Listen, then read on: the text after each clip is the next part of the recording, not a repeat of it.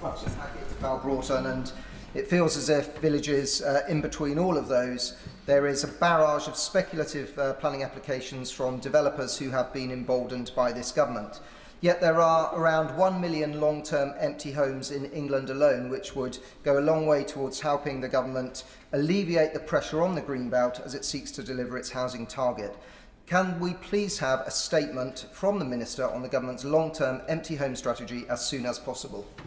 Mr Speaker, and I'll certainly draw it to the attention of the Housing Minister and make sure that the honourable gentleman gets an update on that. It is important, however, as he knows because he's raised these matters before, that we do have the housing that the country needs. It has to be sensitive, I understand that, but it is important that we get on with that. And it's also important that we deal with the question of empty homes, but that alone will not resolve the housing crisis that we face. Thank you, Mr Speaker. And can I join the Leader of the House in paying tribute to the young Northumbria police officer who was so sadly and tragically died this week, protecting and serving our region. The A1 motorway forms the boundary of my constituency at Etel Lane. There is an open play area next to cars racing past at 60 miles an hour and more. My constituents have raised concerns about the unsightly, but more importantly, unsafe fencing there for a decade now, and for the last 5 years, led by former Labour councillor Alex Hay, they have been passed from Newcastle City Council to the Highways Agency, whilst in the meantime the fencing has fallen into total disrepair and in some places no longer exists, forming a clear and present danger to a whole generation of Geordie children.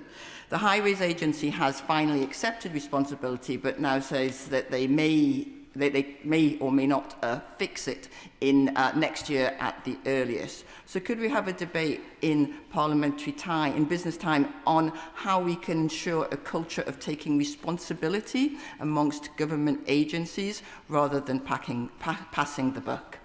Thank you, Mr Speaker. My honourable friend raises a very important point. And first of all, can I pay tribute to Alex Hay and everyone else who's campaigned about this issue, and I understand how upsetting it will have been to particularly parents in that area. I'm pleased to hear that it will be resolved, but not the timescale that has been envisaged. I hope that the Highways Agency has heard my honourable friend, and if possible they can do something more timely. But I'll also draw it to the attention of the Transport Minister to make sure that the Highways Agency are held to account. Thank you, Mr Speaker.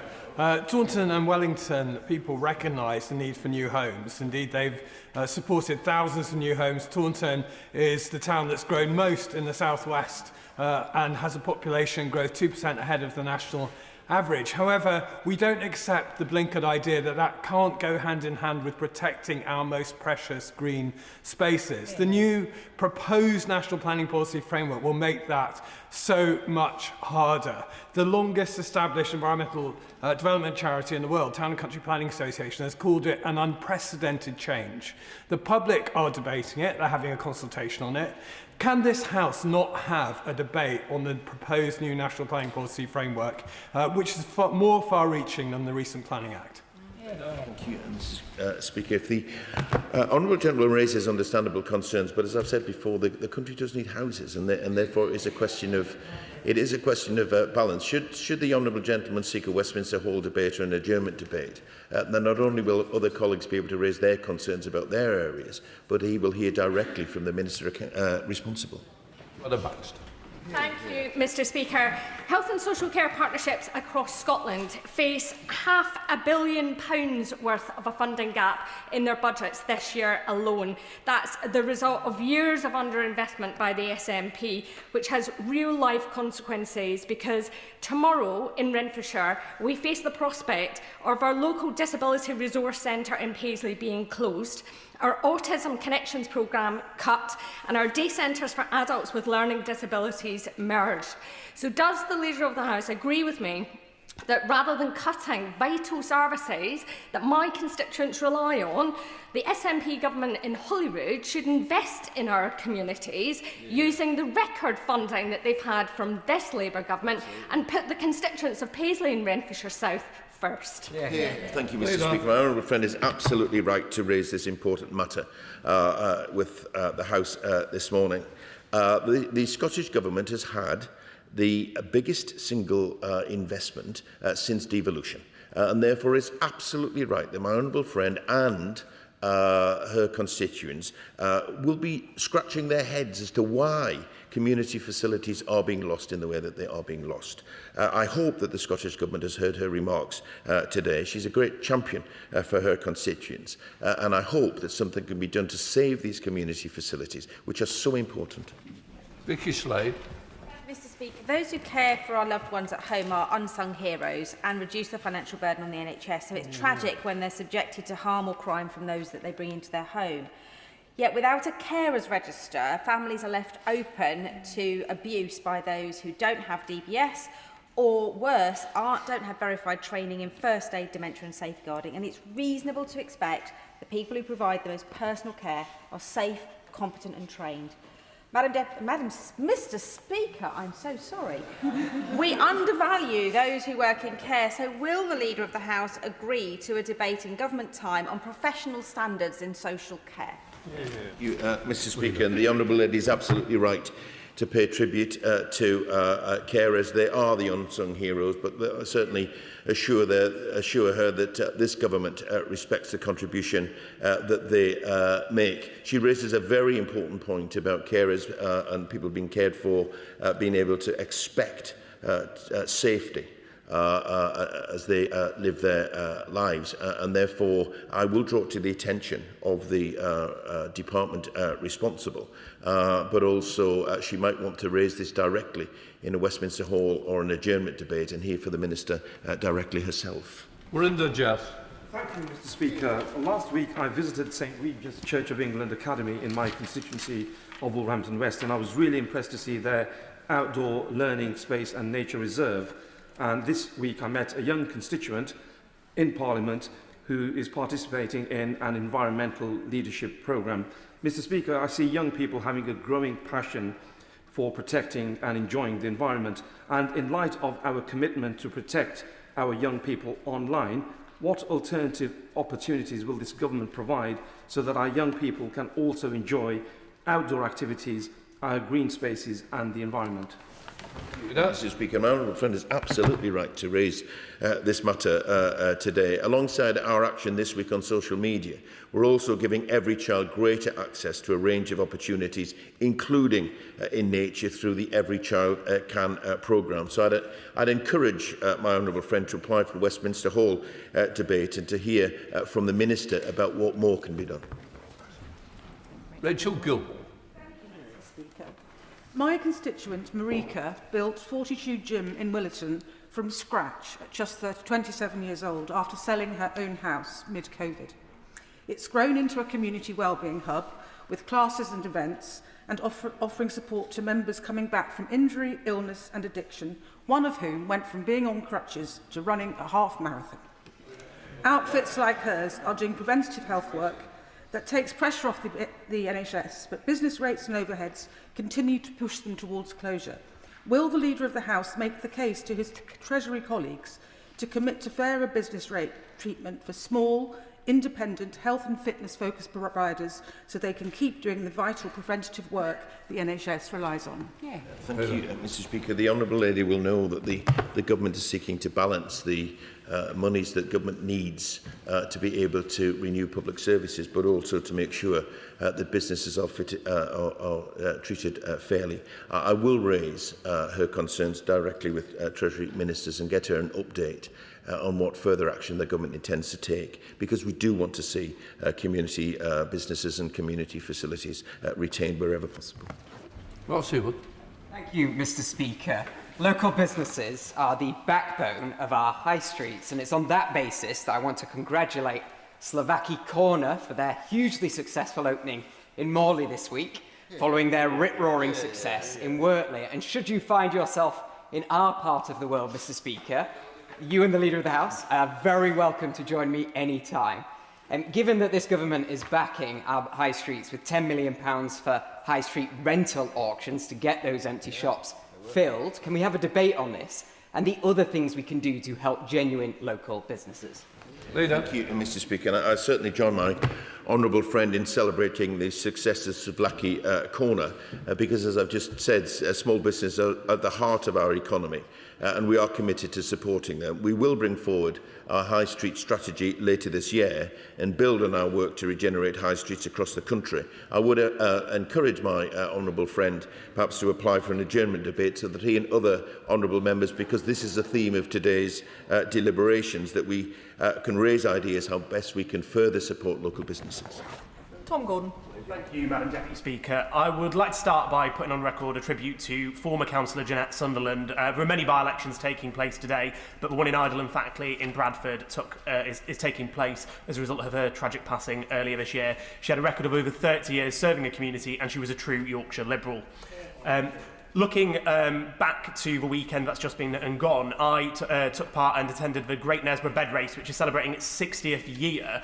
It was a fantastic event. The population of Knaresborough nearly doubled for the day. One of the challenges that came with that was the capacity when it came to Wi-Fi and also cellular networks, which meant that local businesses actually struggled to trade on the day.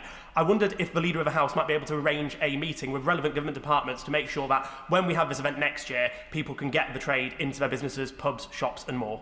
Leader. Thank you, Madam Deputy Speaker. And let me pay tribute to Councillor Sunderland's work too, and send condolences to her friend and family. We may not have shared a political point of view, but we certainly respect people who serve their local communities. I just want to put that on record. It sounds as if the Great Knaresborough Bed Race is something to behold. But I will raise the matter with a minister. If he wants a meeting with a relevant minister, I'll help him to get one. Mary Clinton. Thank you, Madam Deputy Speaker. My constituent Abdul faced 3 on-the-day cancellations to his asylum interview due to challenges securing an interpreter. He then had a 4th interview in his second language in which he's not proficient. He is now appealing his decision on the basis he was unable to answer questions to the best of his ability. With his appeal date next month, he faces his 5th trip to London without an interpreter being present. Will the Leader ask the relevant minister to make a statement on what steps the government is taking to tackle interpreter-related interview cancellations for people like Abdul? Madam Deputy Speaker, my honourable friend raises a distressing case. I'm not surprised that she does so, because she has an outstanding record of working hard on behalf of her constituents, and I want to put that on record too. If she provides me with the details of the case in writing, I'll make sure that the Home Office receives them and that she does get a response from the relevant minister. Clive Jones. Thank you, Madam Deputy Speaker. 8 months after changes to FP69 flagging, GPs in Wokingham remain concerned that many patients are marked for removal from lists are from ethnic minority backgrounds or other vulnerable groups. Will the Leader make time for DHSC ministers to update the House on whether an equality impact assessment has been undertaken or whether one is planned? Thank you, Madam Deputy Speaker. I can't give the honourable gentleman an answer off the top of my head, but I will draw it to the attention of health ministers and get him the update that he seeks. Lillian Jones. Thank you, Madam Deputy Speaker. I was absolutely delighted to be able to congratulate Auchinleck Talbot Football Club from my constituency on their recent remarkable achievement in winning the Scottish Junior Cup for a record 15th time. Now, the Bot came from behind to defeat their Ayrshire rivals, Large Thistle, demonstrating resilience, determination and community spirit that has made the club one of the most successful and respected names across Scottish junior football. Now, the Leader of the House joined me to congratulate them once again, and also the volunteers, the supporters and all at the club on this outstanding success, and acknowledge the important role local football clubs and playing in the roles that they play for local communities and bringing together and inspiring our young people. Leader. Madam Deputy Speaker, absolutely join my honourable friend in congratulating the local team and club on an outstanding achievement. Local football clubs, indeed sporting clubs, play such an important part in our local communities, and in this occasion not only will they celebrate success, but I'm sure they'll be watching the television and looking at the performance of their national team and maybe even dreaming that they may be part of that in the future. Jim Shannon. Thank you, Madam Deputy Speaker. Just to say to the Leader of the House that as far as the Leader of the House will always be the King of the North as far as I'm concerned, and I believe that many others in this House will also be of the same opinion. Anyway, will the Leader of the House ask a Foreign Secretary to make a statement on freedom of religion or belief in Vietnam following the arrest of Pastor Su Yi and the church member Su Doc in Gai Lai province on the 1st of June on charge of undermining national unity? And on what representations the government has made to Vietnamese authorities on the use of national security provisions against the Montagnard Christians and other religious minorities. Thanks so much. Madam Deputy Speaker, and as ever, the honourable gentleman raises a serious matter, and I pay tribute for his tireless work in this regard. He knows that the UK is committed to defending freedom of religion and belief for all, and we have regularly raised concerns regarding freedom of religion or belief in Vietnam with the Vietnamese government, including through the work of our Special Envoy of Freedom and Religious Belief, my honourable friend, the member for Northumberland, and we will continue to do so. And I'll make sure that the honourable gentleman gets a response from the relevant minister. Steve Race. Thank you, Madam Deputy Speaker. Dartmoor ponies are vital for the biodiversity of the moor and the economy of the South West. They're so iconic that they feature as the logo of the National Park. However, the policies of Natural England have already meant that the population of ponies has fallen from over 5,000 10 years ago to under 1,000 today. The Prime Minister and DEFRA have made clear that they do not support any pony cull, whether by design or by default. Will the leader allocate time for a debate on the role of Natural England and its responsibilities to deliver on the Fursdon review? Thank you, Madam Deputy Speaker. And I thank the honourable friend for raising this matter, which I know has caused some concern in the way after it has been reported as such. Dartmoor ponies are an important part of Dartmoor's heritage, and they're an important part of supporting the habitats of Dartmoor. Natural England are not recommending a cull. I don't believe it's actually in their power to do anything about it anyway. And let me just put quite clearly on record, the government would not allow one. Rishi Sunak. Thank you, Madam Deputy Speaker. My constituents and I are deeply concerned with proposals to develop what will be one of England's largest onshore wind farms right next to the Yorkshire Dales National Park. Obviously, this will have a huge impact on the visual landscape, one of our most beautiful parts of the country, with turbines that are as tall as the Gherkin, but also potentially damage our precious peatland in the moors, which, as the Honourable Gentleman know, Right Honourable Gentleman know, is a natural resource which we are lucky to have. Will he join me in praising the work of Councillor Thompson and the Hope Moor Wind Farm Action Group for organising our community, and will he support both their and my efforts to make sure that our local voices are heard loudly during this process? Thank you, Madam Deputy Speaker, and it's good to see the Right Honourable Gentleman in his place. I think number 10 would have been a rough place to be, but it sounds as if he's been in the wars more recently, perhaps of a different nature. But he's right to raise this matter on behalf of his local constituency, and I know his area well. It is a very beautiful part of the world, and I understand the concern that people have there. And I do pray offer my congratulations to Councillor Thompson and the local people in raising their concerns. Whatever the outcome, it is important that local people do have their voices heard, because it's very much part of their heritage going forward. Alex Mayer. Thank you, Madam Deputy Speaker. During the recent heat wave, bus drivers reported soaring temperatures in their cabs and steering wheels that in some cases were literally too hot to handle. Would the Leader of the House consider bringing forward a debate in government time on maximum working temperatures, as the climate change, this is going to be an increasing issue to workers across the country?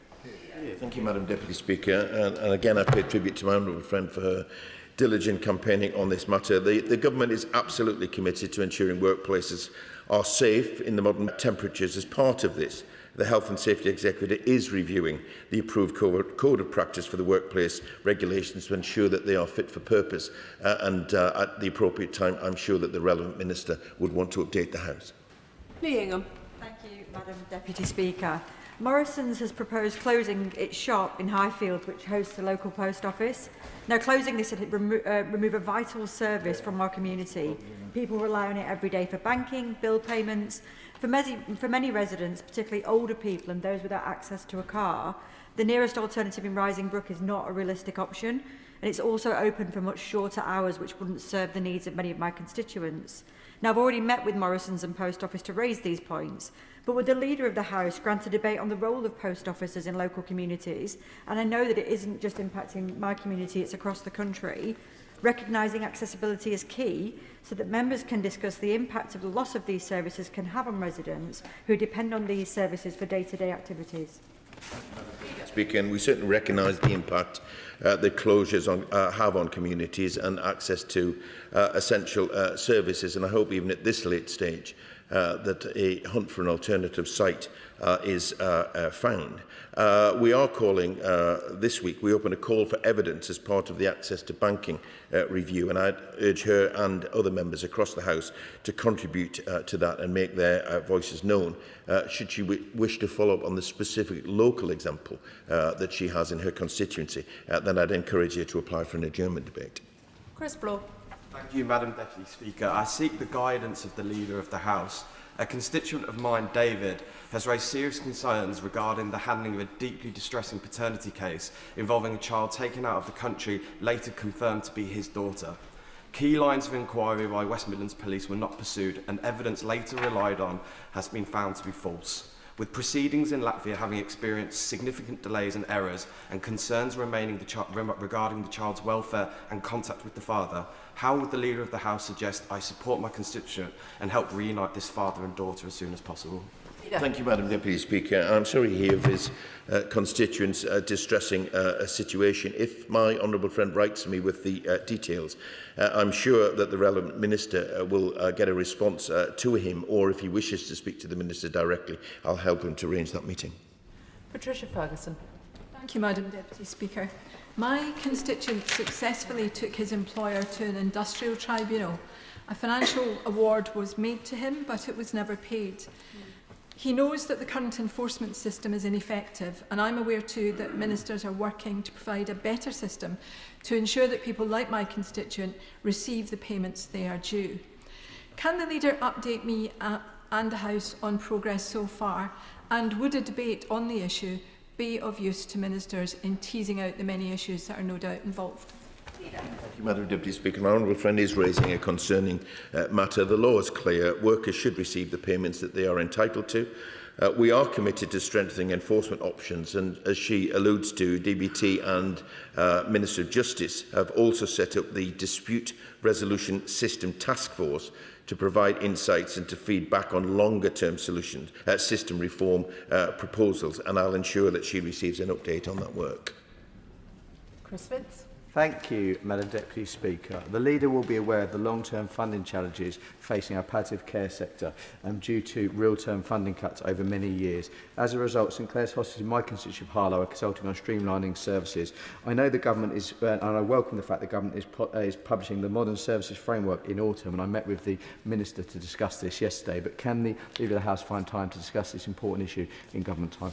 Thank you, Madam Deputy Speaker. And again, my honourable friend is right to raise this important matter, and we do recognise the difficult financial situation that many hospices are facing. We have supported the hospice sector in England with a £125 million capital funding boost, but I'd encourage my honourable friend to apply for a Westminster Hall debate, not just to raise the local concerns that he has, but I know they're shared by other colleagues across the House, and hear from the Minister directly. John Slinger. Thank you, Madam Deputy Speaker. I'm sure I speak for all honourable and right honourable members when I say that it's a privilege to serve our constituents in this place. We have a multifaceted role.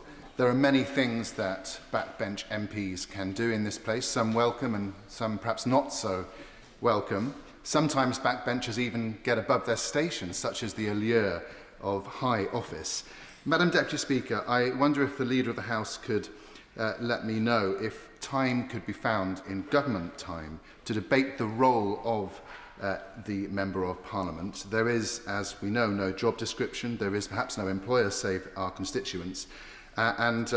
When I've thought about this, perhaps there isn't even a government department that could answer. But I do think it's important that we debate and suggest ideas, in addition to those we can send to the Modernisation Committee, as I've done repeatedly, about how we can improve the role of an MP, because it's much misunderstood. Some might say under-resourced, and we can probably do better. Thank you. Leader. Madam Deputy Speaker, and the honourable gentleman raises a fascinating issue, and I agree that the role of an MP has evolved, but is of no less importance than it was. As he says, there is no job description for an MP, and each MP will have a different interpretation of their role, both as a constituency MP representative, but also scrutinising government and legislation.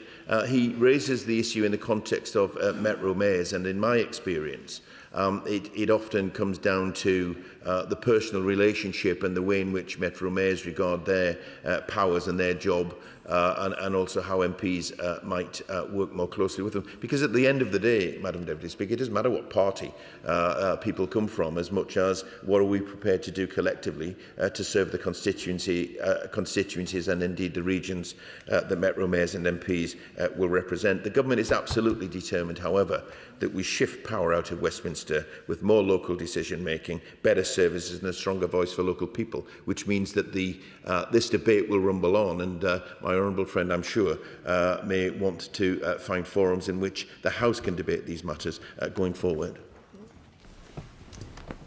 Can I thank the Leader for his statement this morning, and I'll allow a couple of moments for the front benches to swap over.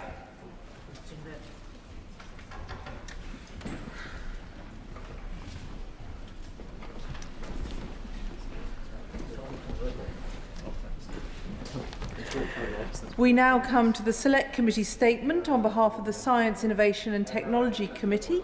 Dame Chiunwura will speak for up to 10 minutes, during which no interventions will be taken.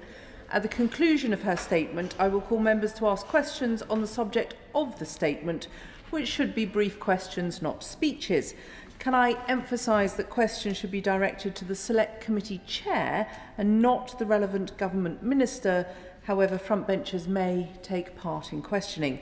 I call Dame Chiunwura. Thank you so much, Madam Deputy Speaker, and I am very grateful to the Backbench Business Committee for allocating time for this statement.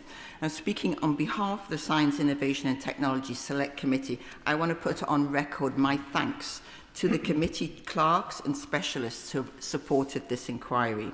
Madam Deputy Speaker, we are told on a daily, if not hourly basis, that the source of all our political, public service and economic woes is the lack of economic growth.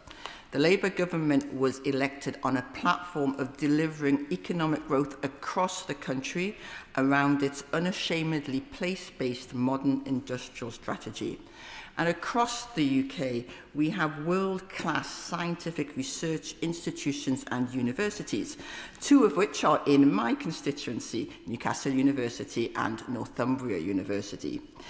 Indeed, the importance of the innovation ecosystem is reflected in the government's pledge to spend £86 billion of public money on R&D by 2030, and to leverage at least £3 of private investment for every £1 of public investment.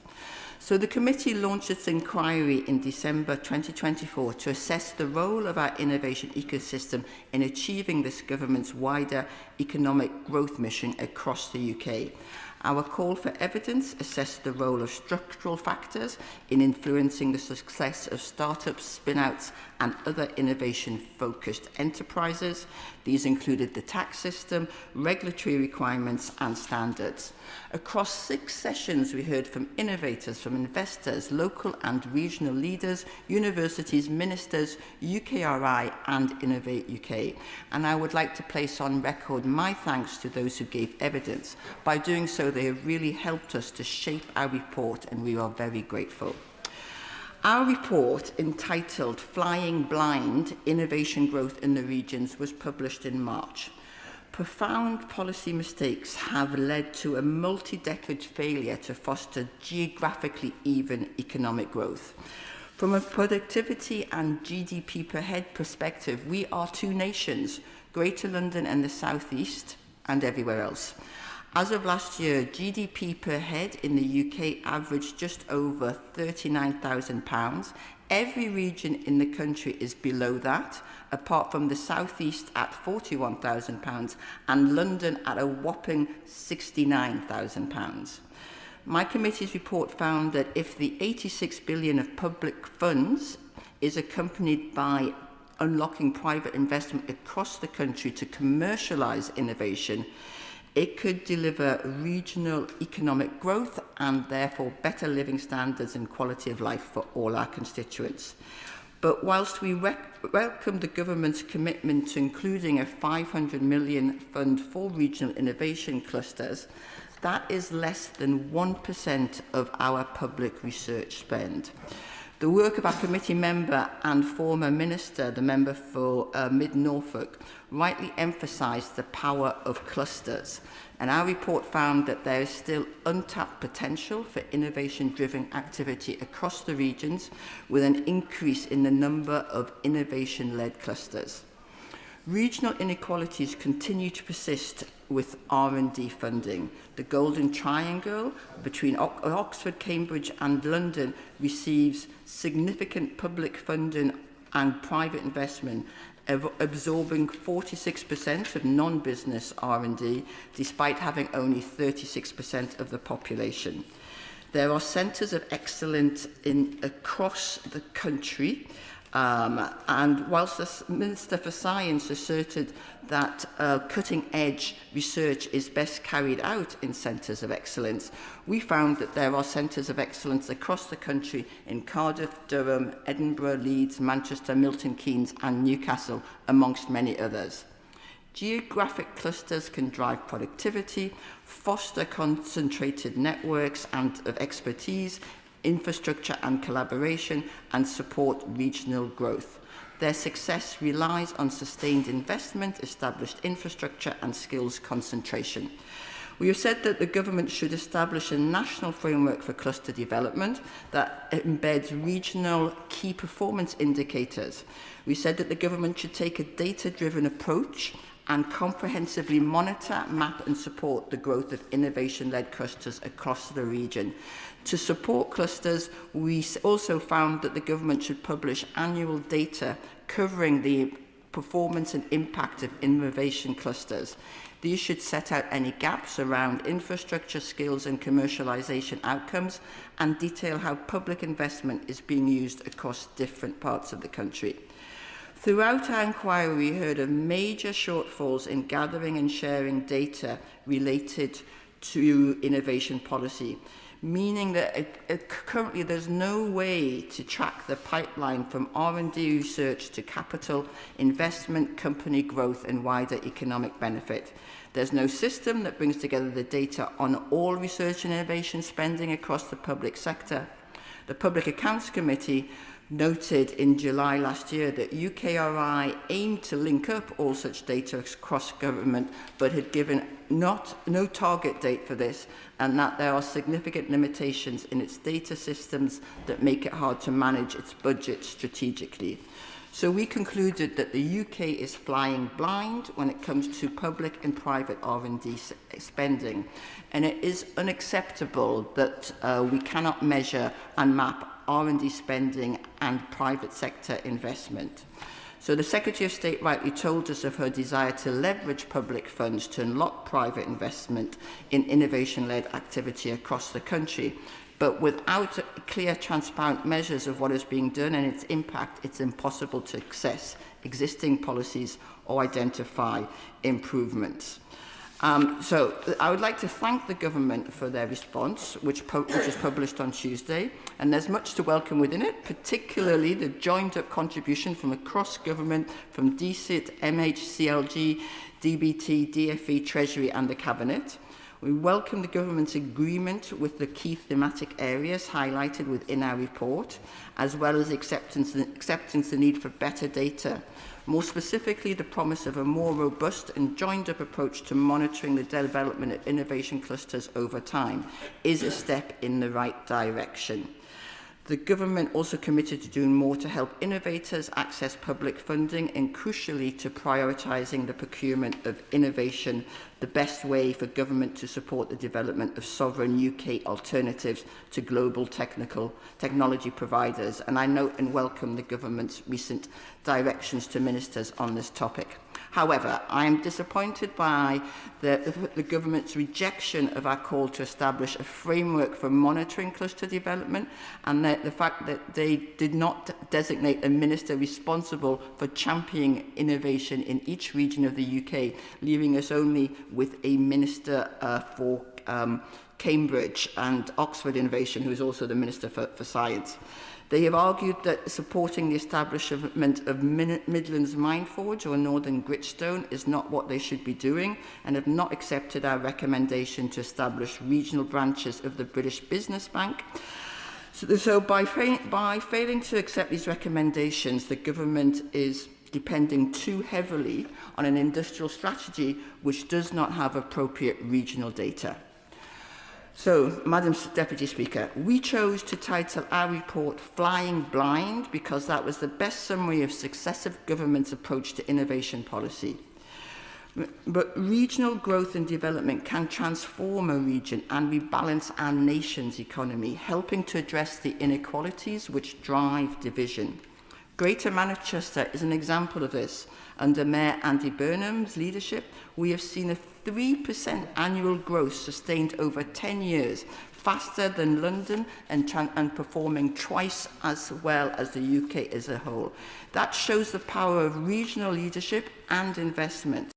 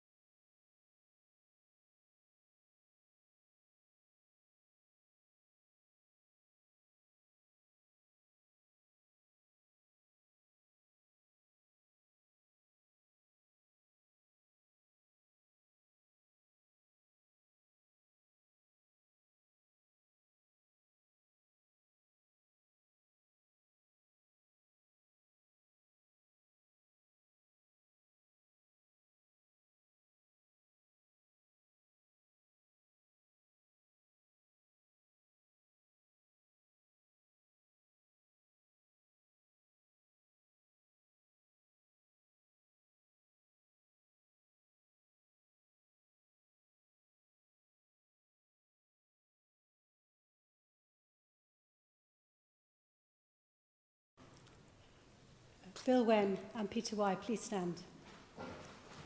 You have both been convicted after trial of assisting a foreign intelligence service contrary to Section 3, subsection 2 of the National Security Act 2023. Peter Y, you have also been convicted of misconduct in public office. I must now sentence you for these offences. There are no offence-specific sentencing guidelines applicable to this case, so I approach sentence by determining the seriousness of the offending, applying any applicable overarching guidelines, and considering analogous authorities to reach sentences that are proportionate and consistent with principle. The first count alleges offending between the 20th of December 2023 and the 2nd of May 2024.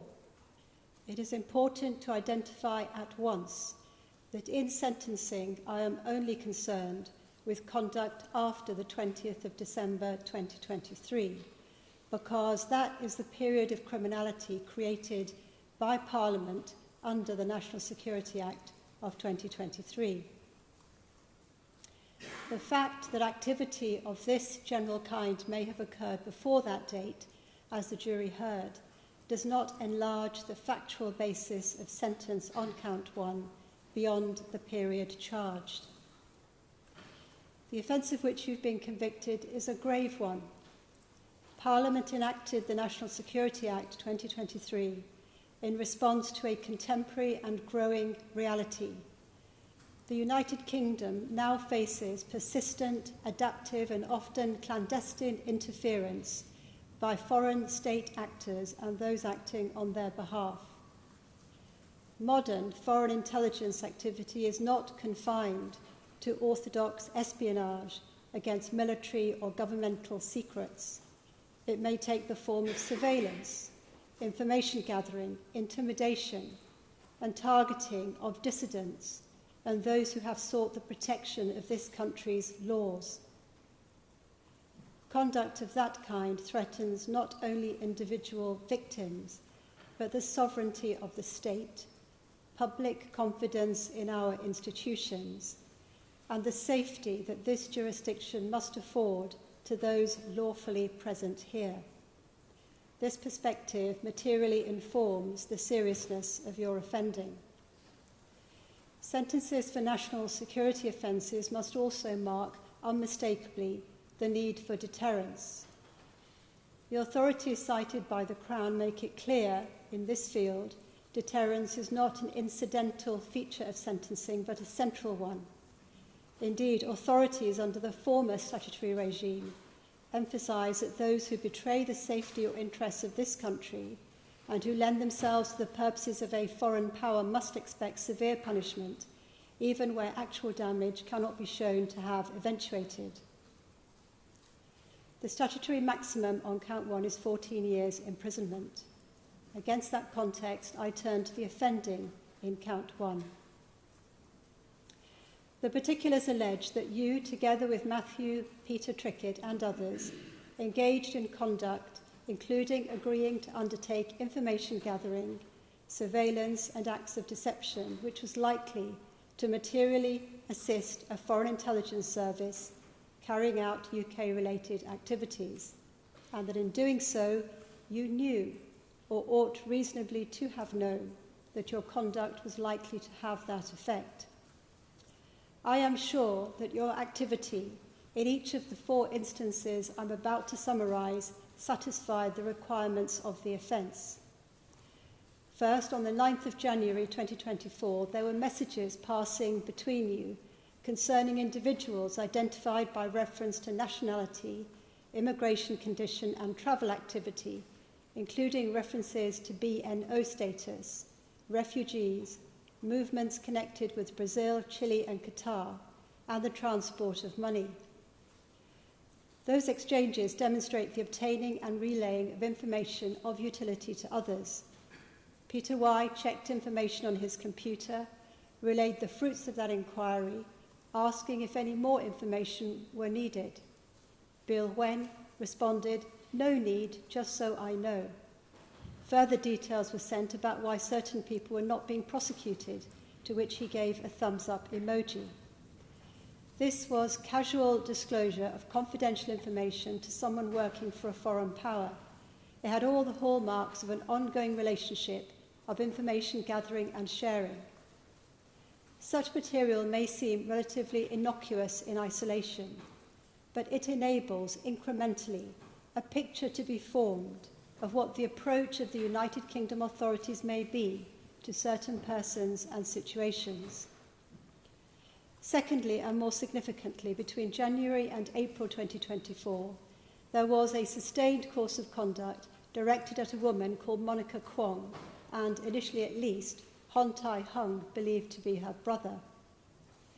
The Crown identified repeated searches on the Atlas system in January 2024 concerning Ms Kwong, undertaken by Peter Y on the Atlas system in response to a request from Bill Huen on the 10th of January 2024, which included allegations against her, copies of identity material, photographs, and a police report dated the 18th of December of 2023. The searches enabled access to her personal immigration records and enabled you to identify where she was living in England. Similar searches were undertaken concerning family members. That activity did not stop at data gathering. It extended to the provision of surveillance information. On the 30th of January 2024, surveillance material in video form relating to Ms Kwong was sent by Mr Y to Mr Wen and onward to Hong Kong. To get this, people who you commissioned Mr Y had picked up a letter sent by Ms Kwong's father to her 9-year-old son and covertly filmed her and the child when they knocked on her door to hand it over. On the 24th of April, another video recording also showing Ms Kwong and her child at their flat was sent to Mr Y, and on the following day Mr Huen sent that recording to a man in Hong Kong called Wing Chung Chuk. Chuk is a retired police officer, then working with Ms Kwong's former employer, who had made a multi-million-pound fraud allegation against her. That accusation of crime had been notified to the Public Security Bureau in China, specifically the Operation Fox Hunt team, which deals with accusations against those believed to have fled the jurisdiction, and to police in Hong Kong, with whom Chuk and Mr Huen were historically linked. In addition, a search for banking information relating to Ms Kwong was commissioned, and what a third party provided was passed on to Chuk. Although the screenshots were fabricated, the evidence at trial indicated that unauthorised, genuine searches had been carried out by unknown bank employees, but the images they obtained were of poor quality, so better-looking ones were fabricated to pass on. The conduct culminated in arrangements for a group arriving from Hong Kong to attend at the flat where Ms Kwong lived with her young son in Yorkshire. They included her ex-employer, at least 2 assistants, and 2 retired Hong Kong police officers, one of whom was Chuk. The other, Hornby Soon, had been a superintendent. Arrangements were made by Mr Y for a driver, a car, a group of men acting as private investigators, some of them with military experience, and a solicitor able to speak Mandarin and Cantonese to be at their disposal. Both of you met the visitors from Hong Kong at the airport in the early hours of the 30th of April before the group, accompanied by Mr Y, travelled to Pontefract. There, over the next 2 days, persistent efforts were made, including the use of deceit, to get Miss Kwong to open her door. Unknown to you all, she had left, and the security services had placed covert equipment in the flat instead. Greater harm was prevented thereby. I do not include in my assessment of culpable conduct the fact that Ms Kwong's flat was eventually entered. This is because the prosecution formulated a specific charge, count 2, on which the jury could not agree and which is no longer pursued. I reject the argument that because the jury did not reach a verdict on count 2, the jury must have excluded the conduct towards Ms Kwong in entirety when convicting on count 1. The jury heard expert evidence about the pursuit of alleged criminals by the Chinese regime and the irregular means deployed. In the context of a national security offence, it makes no difference whether you are sentenced on the basis that you genuinely believed Ms. Kwong had defrauded her employer of a substantial amount of money. Whether you took the documents you were provided with about her being a fraudster at face value or not, the gravamen of the charge is that you were both prepared to assist this intimidating group of people connected at a prominent business and law enforcement level in Hong Kong, China, to find and make physical contact with a lone woman with a child without the involvement, protection or knowledge of any legitimate United Kingdom authorities. Insofar as you, Mr. Wen, may have believed that Mr. Y was a police officer, you understood his conduct in relation to Ms. Kwong would not have been authorised. Thirdly, there was activity concerning a young woman who was identified in the case by the cipher N in March 2024. Witness N's evidence was not challenged by you in the trial. She was born in China and came to England to pursue a master's degree in international relations. She is an activist focused on democracy and human rights issues in relation to China, and she founded a network providing a safe space for members of the Chinese diaspora to discuss their concerns freely. This runs workshops, screenings, and discussion panels. Chinese authorities are known to target activists like her as part of their united front, aiming to influence such representative figures. She sought asylum in the United Kingdom and has been subjected to what she calls mind games by the Chinese regime. This includes being given the impression that they can continuously monitor what she is doing, especially online, in banking or on social media. On the 18th of March 2024, George Lee, another member of the network of retired Hong Kong police officers identified in this case, sought information from Mr. Wen about a targeted subject in the United Kingdom, describing her as a mainland Chinese person involved in sensitive activities. That information was passed to Mr. Y. There followed communications between Mr. Y and Matthew Trickett, and then a response sent back via Mr. Wen, indicating that the details could only be found with greater time and resources.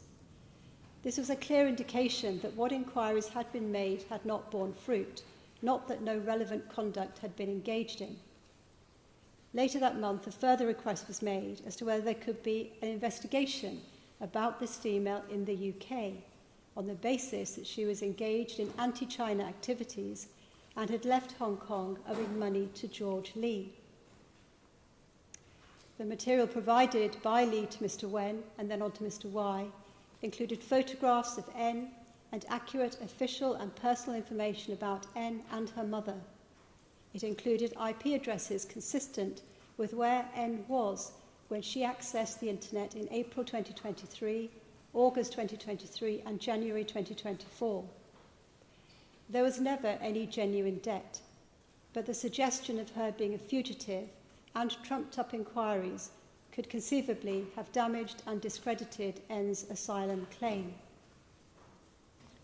Fourthly, in April 2024, the retired police officer Lee passed on a request which he said came from Shanghai concerning two Chinese designers, one of Chinese nationality and the other a German, whose design house was said to be in financial dispute with a Chinese company.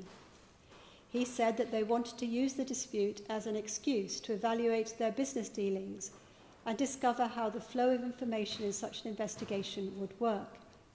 He inquired whether there were ways to do this within what he called Hong Kong investigating circles, which is what the two of you were engaged in. Mr. Wen agreed to let Lee know if an investigation could be mounted in Germany. He then deployed his unofficial investigating circle and held a 9-minute call with Mr. Y, following which Mr. Y communicated with Matthew Trickett about that potential work. In my judgment, such conduct by people holding the positions the two of you and Mr. Trickett held to aid senior people connected to the Chinese regime out with conventional legal processes does prejudice the safety or interests of the United Kingdom and contributes to the activity of foreign intelligence services in UK-related activities. I treat the relay of personal data, surveillance, the procurement or attempted procurement of financial information, and arrangements on the ground in this jurisdiction, all directed to activity that you both knew was likely materially to assist a foreign intelligence service carrying out UK-related activities.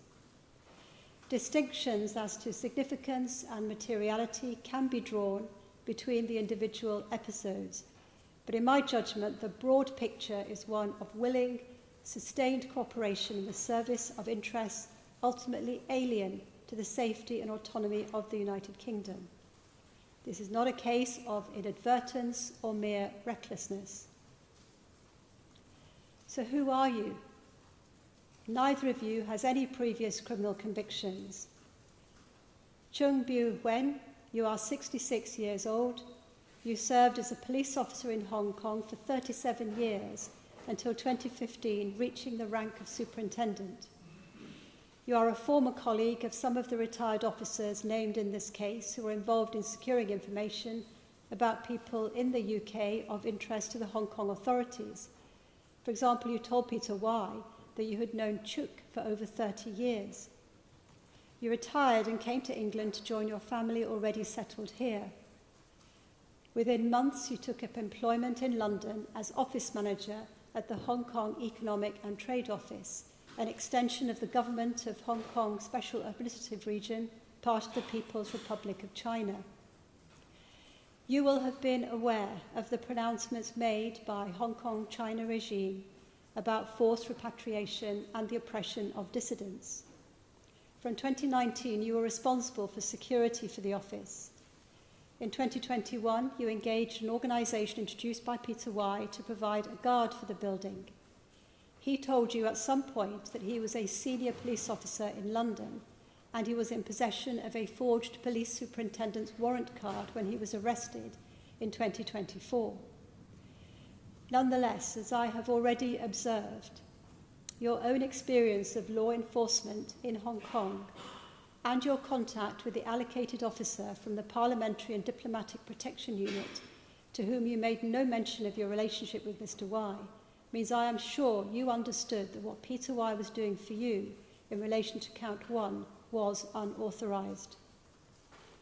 Chi Lung Y, you are 41 years old with a young child. You were born in Hong Kong and your father was a policeman in Hong Kong. You yourself joined the Royal Navy and after taking redundancy became a constable in the Metropolitan Police for about 4 years. From 2020, you were a UK Home Office Border Force officer. You were also a volunteer City of London Special Constable, although you like to give the impression you were a much more senior serving police officer.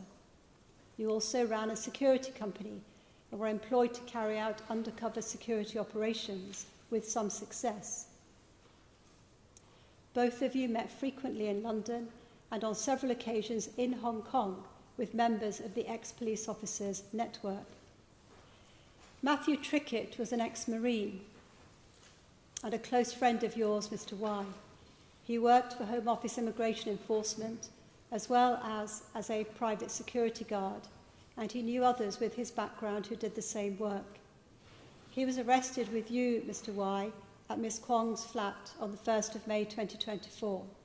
Very sadly for his family, he died by his own hand shortly after release on bail after charge. I regard the culpability of each of you on Count 1 as high rather than medium or low. I reject the submission that an offence contrary to Section 3, subsection 2 is of lesser culpability than Section 3, subsection 1. Both of you played significant roles in the enterprise, which was primarily motivated by your enduring affinity with or loyalty to the Chinese state, despite your dual British Hong Kong citizenship. You targeted individuals, you involved others, and the activity formed a course of conduct lasting some months, which ceased only upon intervention by the authorities. Your conduct was closely aligned with foreign intelligence objectives as the expert evidence to the jury demonstrated. Whether or not every aggravating contention advanced by the Crown were to be adopted in identical terms, I am satisfied that neither of you was a peripheral actor. Mr. Wen, you were employed by the Hong Kong Economic and Trade Office and were the conduit, organiser and facilitator. Requests came to you, you relayed them, you coordinated responses, and you monitored or transmitted the product. Mr. Y, you were not merely a subordinate functionary. You gathered information, exploited your access to official systems, arranged and transmitted surveillance material, and participated in arrangements on the ground in Pontefract. You solicited a bank employee to breach confidentiality. You directed others in the activity, such as Matthew Trickett. Although it was not the only or primary motivation, there was evidence at the trial that both of you received remuneration during the indictment period. It was agreed Peter Y received £5,500 from Bill Wen and 590,000 Hong Kong dollars, equivalent to over £50,000, in cash to his Hong Kong bank account. Mr. Y transferred 120,000 Hong Kong dollars to Bill Wen, who was, of course, receiving his wages at the Hong Kong Economic and Trade Office. In relation to harm, I bear in mind that the offence is one not concerned not only with completed damage, but with the provision of material assistance in UK-related activities and with the risk thereby created. The prosecution invites attention to the highly material assistance provided in respect of Ms. Kwong, to the sensitivity of immigration data and personal information which is not publicly available, to the vulnerability of Ms. Kwong, her child, and witness N, and to the severe potential consequences had the efforts to locate, discredit, or return them to Hong Kong or China succeeded. It further identifies the connection between such conduct and wider threats to democratic values and the rule of law. In respect of Ms. Kwong, there is no extradition treaty between the United Kingdom and China, and it is vital that extrajudicial processes are not permitted to proliferate. Turning to witness N, freedom to dissent is the quiet architecture of a just society. N's evidence goes to the ability of Chinese dissidents in the UK to protest vociferously, speak openly, to challenge policies or leadership in their homeland. And given the past relationship between this country and Hong Kong, it carries a particular poignancy. These are all proper features to bear in mind in assessing seriousness of the harm in this offence. As to specific victim impact, the materials before me require measured assessment, and I bear in mind the submissions made on your behalf. In relation to Ms. Kwong, who was not a dissenter or activist, highly personal information was obtained so her address in the United Kingdom could be subjected to surveillance. In relation to witness N, the activity contemplated or undertaken had the potential to discredit an asylum claim and expose her to grave consequences. Both are rightly described as somewhat vulnerable. In her victim impact statement, Ms. Kwong describes a significant psychological and emotional impact on herself and her son. Both are anxious, experience sleeping problems, and they've isolated themselves to avoid putting others at risk here and in Hong Kong, China. This court is not in any position to determine whether she was a fugitive from justice or, as she told the jury, that she fled Hong Kong because she was afraid of being made a scapegoat for her wealthy employer's misdemeanours, and she knew people in her position had been made to disappear. Witness N continues to fear for her safety and has been taking medication to help her mental health. She's worried about her family in China, as the authorities there have maintained pressure on relatives to suppress Witness N's activism in England and to persuade her to withdraw her application for asylum. I have no hesitation in accepting that your conduct contributed to fear, insecurity and distress to those targeted, although I temper the degree to which I can fairly attribute those conditions entirely to your conduct. Overall, then, I find that the harm was real and significant, but not at the highest level, and the potential for substantially greater harm if, for example, Ms. Kwong had been located, confronted, and persuaded against her will to return was evident to you. There would have been no need to gather the large group of people, including 2 ex-Marines, in the vicinity of Ms. Kwong's flat unless it was intended to intimidate her into cooperating physically if necessary. I turn to count 3. Peter Y. This count covers a different, though related, species of wrongdoing. You were convicted of misconduct in public office between the 16th of September 2022 and the 2nd of May 2024. The Crown's case was that throughout that period you conducted unauthorised searches on the Home Office Atlas database. Atlas was a confidential database. Access was conditional upon acceptance of clear restrictions, and you had received training in its proper use. The count 3 wrongdoing spans the whole charged period and overlaps only in part with count 1. It includes searches conducted for the benefit of the foreign intelligence activity already described, but also extends to searches concerning many other individuals. Evidence was called of you searching for the personal details of a young man who gave evidence as witness Y. He sought asylum in this country and has taken part in many protests against the Chinese regime.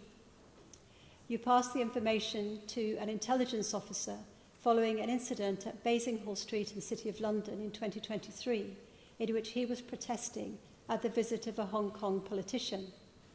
You had supplied private security officers for the event, and you came across Y after he'd verbally remonstrated with the politician. You told him you could have him arrested. In your evidence, you admitted you searched for and passed on his personal details in a memo to Home Office officials and to intelligence requesting that his asylum application be reviewed because of the view you took of his behaviour. The prosecution rightly described this as malicious conduct towards a young man, physically much inferior to you, who had caused personal affront. It reveals a serious defect of judgment and a lack of professional integrity, which is not reflected in the way those who have provided character references on your behalf see you. I record that witness Y's asylum application succeeded, so the harm you envisaged in that regard did not come to pass. On your behalf, it has been acknowledged that in addition to Monica Kwong, Atlas was accessed for non-professional reasons in relation to at least 9 individuals. Some of them were known to you or contacts of acquaintances. As a starting point to the relevant principles, I have regard to the Attorney General's reference number 30 of 2010. Punishment and deterrence are important. An incentive increases the seriousness.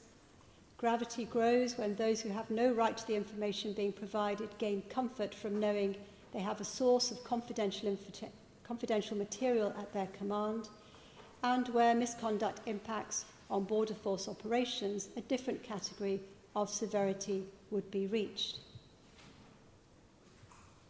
The prosecution identifies aggravating features of count 3, including that the conduct was deliberate rather than negligent, that it persisted for nearly 2 years, that it involved repeated examples of unauthorised access, that searches were carried out for the benefit of a foreign intelligence agency and in attempts to suppress political dissent, that searches concerning witness Y appears to have followed a lawful and peaceful protest, that some copies of sensitive data were retained on your personal device, and that the misconduct caused potential harm to confidence in the integrity of the United Kingdom's immigration arrangements.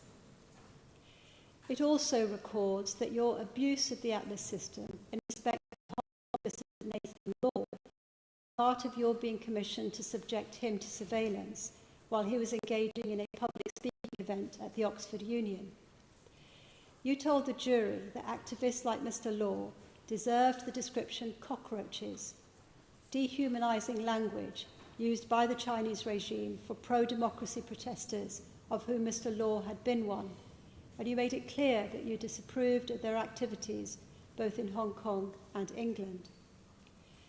The offending on count 3 was not an isolated lapse, a momentary error, or a technical breach. It was a prolonged, knowing and repeated misuse of a confidential state database by a public official entrusted with access to it. Public confidence in official systems depends upon the assurance that information entrusted to the state will be accessed only for proper purposes. When such access is abused for private ends or to assist the objectives of a foreign state actor, particularly in its attempts to suppress political dissent, the damage extends far beyond the individual whose data is misused. Such a breach of trust damages trust in government and corrodes confidence in the fairness and security of our immigration system. That is why immediate custody and deterrence are of particular importance in wrongdoing of this kind. I therefore assess your culpability on count 3, Mr. Y, as high. I regret to say that I found your evidence on this aspect was marked with a degree of arrogance. That assessment is based not on demeanour alone, but on the substance of your answers, which repeatedly dismiss the importance of the rules and regulations concerning confidentiality and data protection, governing your role as a border force officer. You appear to regard those obligations as optional rather than central to your duties. You boldly stated that you didn't bother to finish the training as you were not paid for doing it all, and you didn't pay attention to the clear warning screens which were displayed when you logged on. This attitude discloses a serious departure from the standards properly expected of a public servant entrusted with the enforcement of such significant matters as border control. Rather, you had a pronounced sense of entitlement to do as you pleased with the access your post gave you. Your disregard of responsibilities extended to another employment you held with an immigration advisory agency called Elite UK Migration Consultancy as an immigration consultant, which was at the very least an outside interest which you had not declared to the Home Office as the relevant policy required. On the other hand, I recognise that there is no evidence that you are providing information for financial gain outside of the facts that I've already dealt with in relation to count 1. The sentence or sentences I impose must reflect the entirety of the criminality and be just and proportionate, avoiding double counting any elements while recognising that count 3 contains wrongdoing over a longer time and with a wider compass.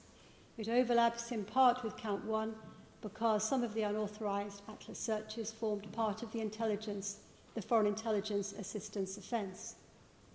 The prosecution specifically invites a consecutive sentence in respect of the non-overlapping misconduct. The defence submissions rightly call attention to totality. Both are matters to which I have proper regard. It is a rare case in which there is no mitigation, and you rely on what might have been strong mitigation were the convictions you have acquired for a different type of crime. Several people have recognised your positive qualities. Mr. Huen, you had an exemplary police service record. Mr. Y, you were a loyal and considerate friend and lent yourself to a dangerous undercover operation. I have borne carefully in mind the character references and the absence of previous convictions.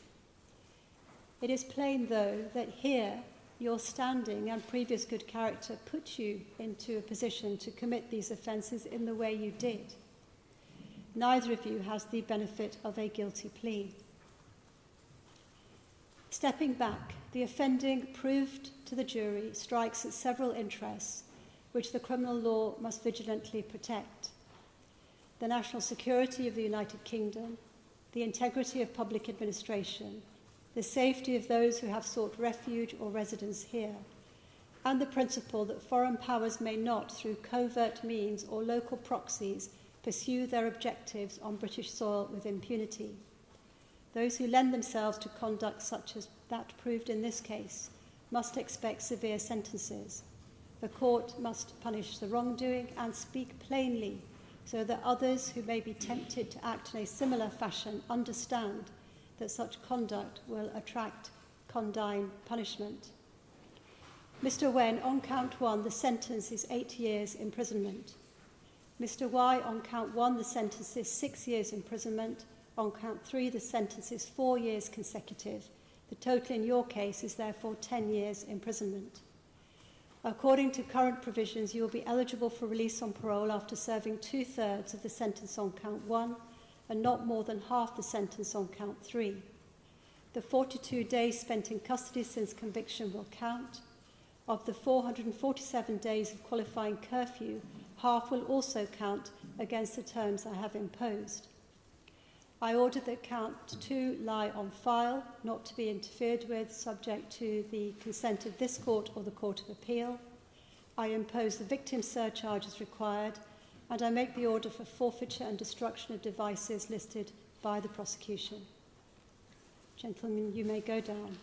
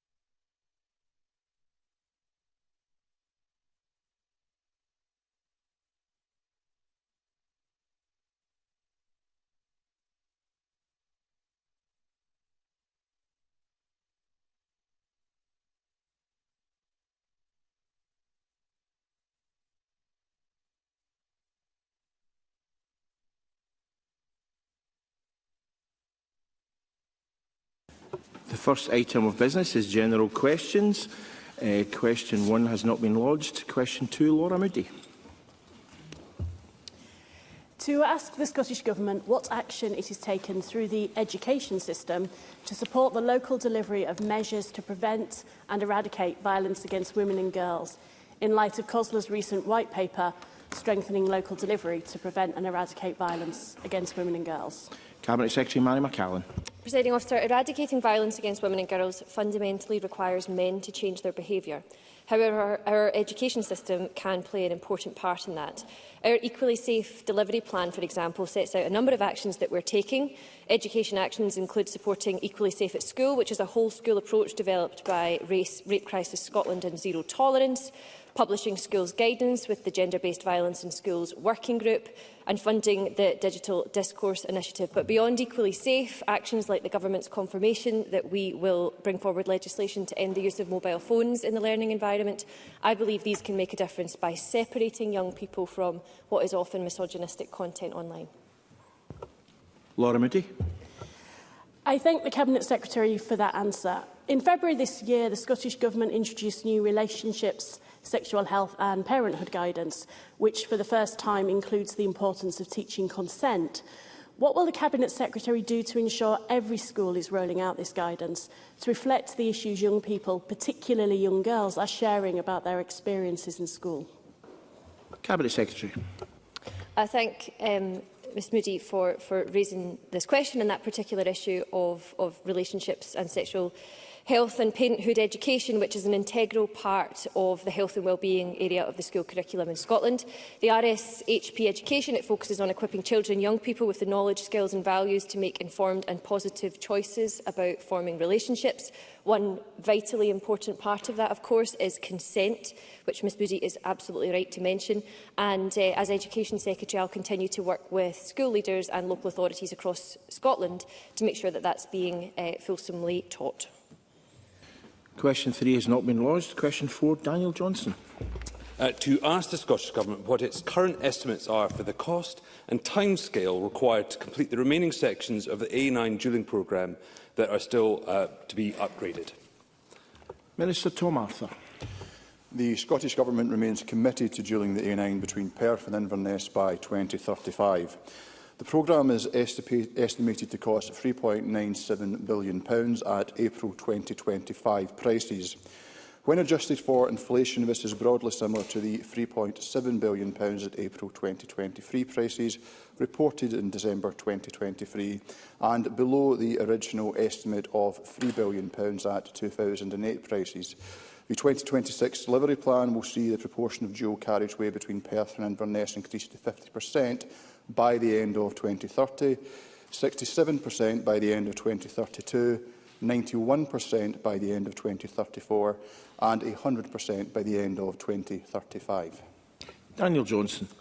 The latest tenders are clearly welcome, giving some clarity about the completion of A9, albeit some 28 years after it was originally promised. But I think the costs do require some examination. On a per-kilometre basis, the latest sections will come in at around £20 million per kilometre. That compares to £6.4 million per kilometre, adjusted for inflation, for the Kincraig to Dilraddy section. And on an international basis, the Faroese government built tunnels for £10 million per kilometre. That's new roads under the sea. So does the Minister agree with me that it is vitally important that we have cost-effective delivery of infrastructure for economic growth? And what lessons is the Scottish Government seeking to learn from international best practice, such as the Faroese example? Minister. The Scottish Government is, of course, always open to learning from best practice internationally, but the member is absolutely right to highlight the importance of cost-effectiveness. This also has to be balanced with ensuring that the project can be delivered in a way that is cognisant of market capacity and ensures the minimum amount of disruption for road users as well. And creating that balance is what is reflected in the process that the Scottish Government has undertaken. Supplementary, Willie Rennie. There is some concern that the contracts won't deliver significant community benefit and supply chain benefits too. So can the Minister set out what work has been done and what lessons have been learnt from the likes of the Lower Thames Crossing, where they've got good examples of just that? Minister. Well, as I hope the member would recognise, the framework under which procurement is governed within this country is one which was certainly very much ahead of its time, and it still stands the test of time on issues such as community benefit and ensuring a significant investment of public money delivers lasting benefits beyond the infrastructure that is, of course, the central focus and concern.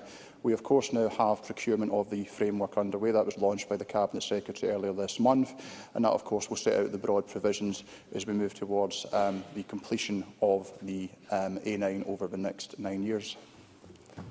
Question 5, David Barrett.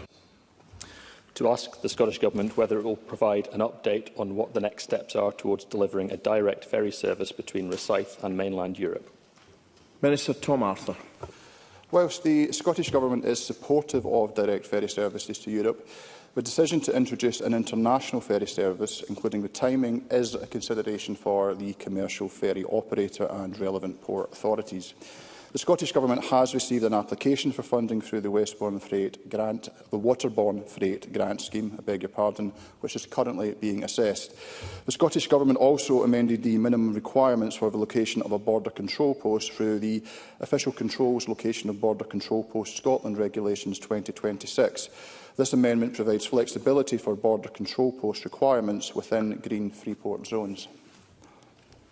David Barrett. Thank the Minister for his response. In order for Forth Ports and DFDS to progress this route, they require clarity on the Waterborne Freight Scheme, and they require clarity on the £3 million manifesto commitment. Funding from the UK Government has been strictly ring-fenced. Can the Minister confirm timescales for each funding stream, and will the Scottish Government constructively work with Forth Ports to ensure funding is not unduly restricted? Minister.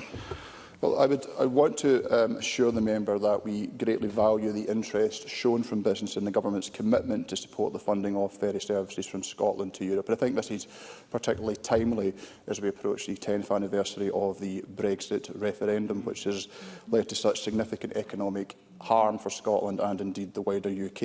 And it is my hope that by strengthening our connectivity with European neighbours, we will be able to renew our relationships again. In terms of the question posed, I would want to confirm to the member that work is continuing to assess the various options available to deliver this funding, and we will work constructively with all interested parties regarding the introduction of an international ferry service. Thank you. Question 6 is not lodged. Question 7, Jenny Minto. Thank you, Presiding Officer. To ask the Scottish Government whether it will provide an update on the timeline for the delivery of a medium-term solution to the A83 Rest and Be Thankful. Minister Tom Arthur. The Scottish Government is delivering a range of measures in the short, medium and long term to reduce the risk of impact of landslides on the A83 at the Rest and Be Thankful. Following the publication of draft orders, Transport Scotland continues to progress the proposed medium-term solution through the statutory authorisation process. Construction of the medium-term solution can only commence if approved under the relevant statutory authorisation process, and thereafter a timetable for construction can be determined. Jenny Minto.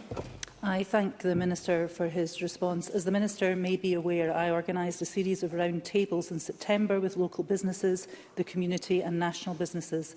Concerns were raised about the use of the old military road for the duration of the construction period of the long-term solution, and believe it would also be hugely detrimental to the economy of Argyll and Bute and also the communities. The Minister will appreciate these concerns given his portfolio, so I hope he will support me in asking that the Cabinet Secretary meets with the Rest and Be Thankful campaign group to discuss their proposals and understand their reasoning behind them for the medium-term option. Minister.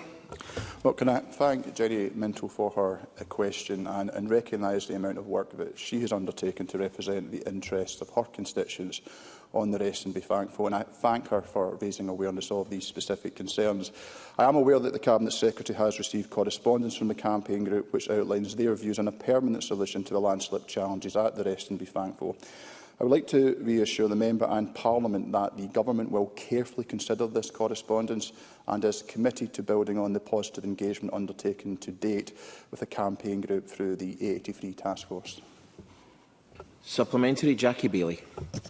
I listened carefully to the Minister's response, and whilst I join in welcoming the temporary lifting of traffic lights, they are due to return in September, and that will cause more disruption for businesses and residents. The Rest and Be Thankful campaign group have suggested, as the Minister has acknowledged, an alternative solution that would be quicker and would be cheaper. So will the Scottish Government prioritise this alternative route for investment, and can the Minister outline what funding is actually in place for the Rest and Be Thankful over the lifetime of this Parliament?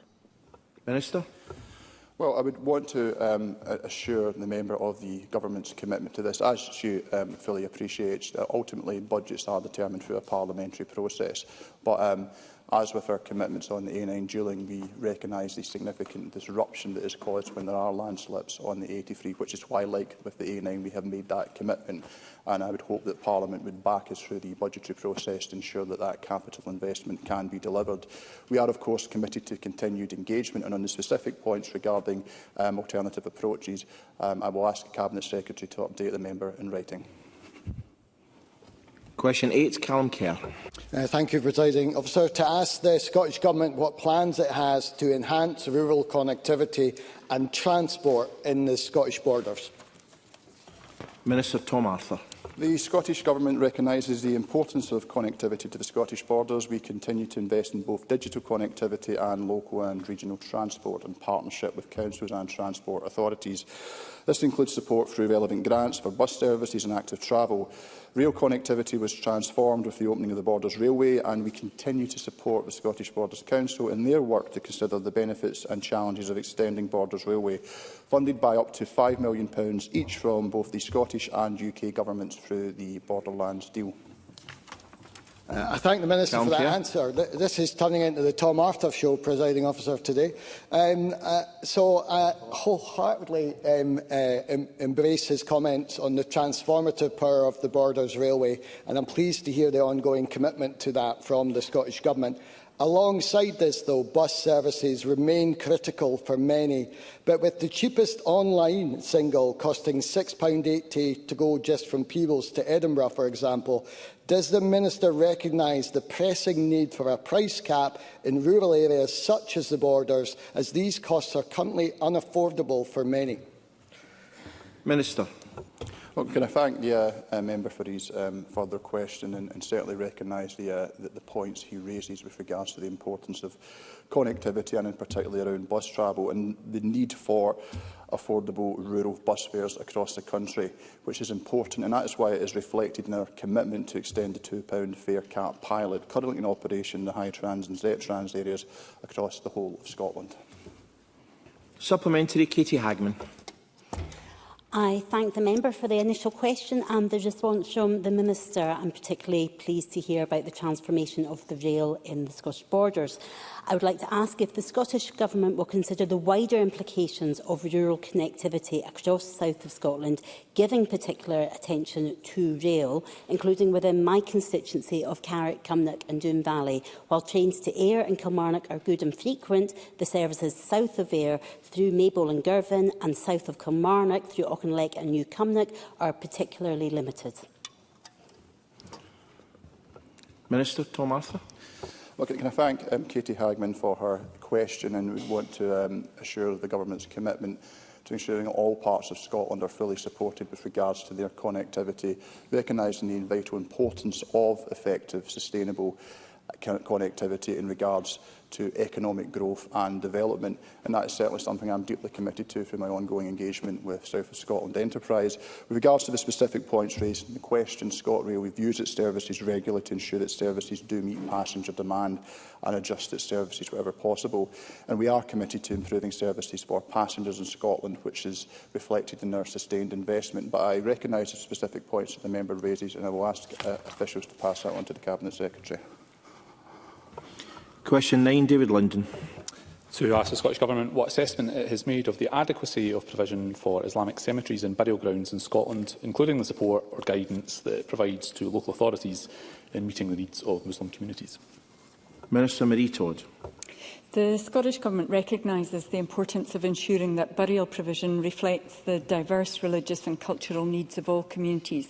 Under the Burial and Cremation Scotland Act 2016, local authorities are responsible for ensuring that burial provision, including through joint arrangements with other local authorities where appropriate. The Burial Management Scotland Regulations 2025 enable burial authorities to designate parts of burial grounds for particular faith or belief groups. Decisions on the provision and designation of burial grounds rest with individual burial authorities, reflecting local needs, and burial authorities are encouraged to engage with all faith communities to understand demand. Local authorities, which manage the majority of burial grounds in Scotland, must also comply with the Equality Act 2010, including the public sector equality duty, requiring them to have regard to religious needs when delivering services, including bereavement services. David Linden. I'm very grateful to the Minister for that answer, and with a welcome and growing Islamic population in Glasgow and indeed in neighbouring authorities, there are two concerns that have been put to me. One is that we are running out of a lack of spaces for that, and that's certainly been the case in Hull Hill Road for many years in my own constituency. And the second issue is that the piece of legislation that the Minister refers to makes provision for a kind of two-tiered system in terms of charging. Now, for many Islamic communities where someone might have settled in Glasgow in the 1960s or the 1970s, they've moved out of into a neighbouring authority and they're being charged exorbitant amounts. So would the Minister be willing to give consideration to a cross-government approach with local authorities, because the piece-by-piece bit that we see with the 32 local authorities currently isn't working? Minister. So the requirement of the 2016 Act is that every local authority has to provide burial space, but the Act doesn't address burial space for any specific faith. Each local authority has to consider its obligations under the 2016 Act alongside equality legislation and has to consider the potential indirect discrimination in relation to provision of burial space for its residents. The burial fees that are set by each burial authority and the Scottish Government has no role in setting or regulating those prices. Now, I think the issue that Mr Linden describes has arisen because people in his area are being charged extra to bury folk in Glasgow, and many local authorities charge a lower fee for residents, partly to recognise their indirect contributions to the provision and upkeep of burial grounds throughout the council tax system. I think that Mr Linden, though, has identified a challenging area for his constituents, and I've asked officials to engage with Solace on this issue to get a better understanding of the provision of burial space for different faiths by local authorities. Supplementary, Kate Nevins. Hi. I'd like to thank David Linden for both those questions. In Edinburgh and Lothians East, there's only 80 spaces left at the Ratho dedicated burial sites for members of the Islamic faith, which is a real and urgent concern. And members of the Muslim community have also raised the issues around funeral support payment rises. I'd like to ask, one of the other issues that has also been raised is the fact that there's been a change to how long you can be buried for, and in the Islamic faith you need to be buried in perpetuity, not for a set length of time. So I'd like to ask the government what assessment they've made of whether Muslim communities, mosques, funeral committees, councillors and MSPs were adequately informed before the commencement of sections 14 to 16 of, or so this is a bit I can't remember. And now I don't know how to get that back. Sorry, everyone. Don't know what we do in this situation. To take that on. So I suspect the member is going to ask me about a specific section of the Act, which I will probably refer to officials, and we can pick this up offline in order to ensure that she gets a good answer to the question that she rightly raises. I have also heard concerns from constituents about the length of burial and the changes that have come in, so I'm more than happy to pick those issues up and work offline on them. Bora. Irshad Ahmed. Muslim communities have raised concern with me about the lack of burial plots across the Lothians. The number of available plots is low, and there is an urgent need for more permanent provisions in the area.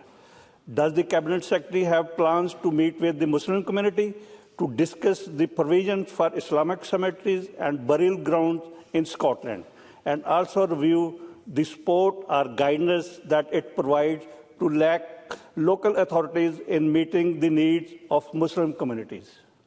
Minister. So, as I said in my earlier answer, I've asked officials to engage with Solace on this issue to get a better understanding of the provision of burial space for different faiths by local authorities. The onus is on local authorities to work with their communities, and it is perfectly possible within the legislation for part of a burial ground to be designated for a specific faith.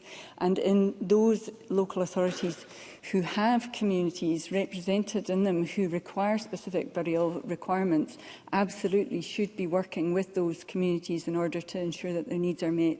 The Scottish Government is absolutely committed and recognises the importance of ensuring that burial provision reflects the diverse religious and cultural needs of all communities, and be more than happy to update the members on the work that is ongoing on any outcome from that engagement between my officials and Solace.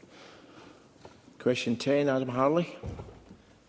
To ask the Scottish Government what action it is taking to improve access to after-school care and holiday clubs for children with autism. Cabinet Secretary Mary McCallan. Presiding Officer, children with additional support needs, including autism, mustn't face barriers in accessing childcare and holiday clubs. Inclusion is absolutely at the heart of our approach, and it's why we're testing both inclusive and specialist models, such as with partners like The Yard in Dundee, which is a support centre and adventure play space for children with disabilities and additional needs. Learning from these projects is informing our work to expand childcare to ensure that future provision is more accessible, more inclusive and responsive to the needs of children and their families. Adam Harley. Thank her for that reply. My constituent Nathan is 5 years old and has autism. Although he's able to attend school, there is no after-school care to accommodate his needs and very limited holiday care. That means Nathan misses out on activities and his parents struggle to balance work with childcare. Many families in Strathkelvin and Bearsden and across Scotland find themselves in exactly the same position. So can I ask the Minister, will she work with local authorities to ensure that children like Nathan don't continue to be excluded? Cabinet Secretary. Presiding Officer, I thank Adam Harley for his follow-up question, and I would say to him and to Nathan and to Nathan's family that Nathan ought not to be missing out on that important both learning opportunities and childcare. So I referred to the early adopter communities that we've been working with in my original answer. This work is entirely about testing how childcare and early learning can be rolled out for children with specific needs, whether that is neurodiversity or whether it is a whole range of other needs that children may present with. We are doing that work now, we are taking the learning from it, and I'll work with him and with others as we embed that in the expansion of childcare that the Government is undertaking. Supplementary, Stephen Bonner. Thank you, Presiding Officer, and can I thank Mr Halley for raising this very important matter. Parents in Uddingston and Bellsill have told me that while support may be available during the school day, suitable after-school and holiday provision for autistic children remains extremely limited. What action is the Scottish Government taking to ensure that families can access affordable specialist support through the year, including school holidays across Lanarkshire? Cabinet Secretary. I thank Stephen Bonner for that question. In response, I would say there's two parts. The first is to say that we are already funding the provision of some of that specialist provision throughout Scotland. I mentioned The Yard in Dundee in my initial answer. I would also mention Support Health and Integration in Perth and Kinross, who are a fantastic service providing play and support for children with varying needs. And I have myself been able to, for example, visit Halesland Early Learning Centre, where there was a beautiful sensory room where children could go to have their needs met there. But the second part of my answer is that it has to improve, and that's exactly why the work we're funding now will inform the expansion of childcare in the coming years. Katie Clark. As the Cabinet Secretary says, there are clearly some excellent examples of after-school and holiday clubs for children with autism, but it's also clear that the provision of the support is patchy and very much depends on where you live. And indeed, all of us as MSPs are contacted by constituents who require additional support for children with autism. Councils clearly have a key role to play, and the Cabinet Secretary has already referred to that. There needs to be a specialised service that caters for the support for sensory needs and social development that children with autism need. Realistically, within the budgets and the funding that the Cabinet Secretary has available to her, and indeed are available to councils who we all know are under significant budgetary pressure, to what extent is it going to be possible to roll out these kinds of services to all schools and to all children across Scotland? Cabinet Secretary. Just to pick up on the last point of Katie Clark's question there, to what extent is it possible? It has to be possible, because we have to get it right for every child. And that's what the Government, working with MSPs, will be seeking to do. Katie Clark is quite right to mention that local authorities have obligations. Every child in Scotland should receive good quality care that meets their needs and respects their rights. And the Government expects local authorities and childcare providers to take steps to ensure that the services they offer are accessible to all, and that all children, whether with disabilities or additional support needs, have access to school-age childcare. Of course, there are also provisions under equality law that provide for that as well. But as my earlier answers have indicated, we understand that there is work to be done. We are funding pilots in our early adopter communities just now, and that will inform the work we take forward. Katie Hagman. I thank the member for raising this question, and to the Cabinet Secretary. I'm really heartened to hear of those pilots, including the Yard and the Adventure Play Centre that has been referenced.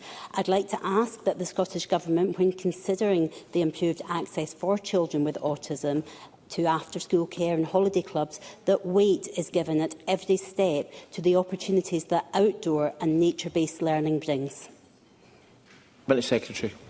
Presiding Officer, I thank Katie Hagman for that question. I'm very personally a massive advocate for children and young people, and indeed all of us, spending time in the outdoors and in nature. I think it's very renewing for us all. I've mentioned a bit about early adopter communities so far. I would also point to the £4.5 million access to childcare fund that we've been providing since 2020. This is supporting families on low incomes specifically with the cost of childcare, and allowing us to again better understand how to expand childcare. But projects that are funded through this fund, they are about flexible delivery, they're about specialist services for children, they're about whole family support, but there is also a focus in that on outdoor provision, as well as increasing access to the families who are most likely to be living in poverty.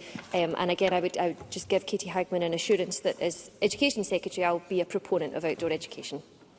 Will there any?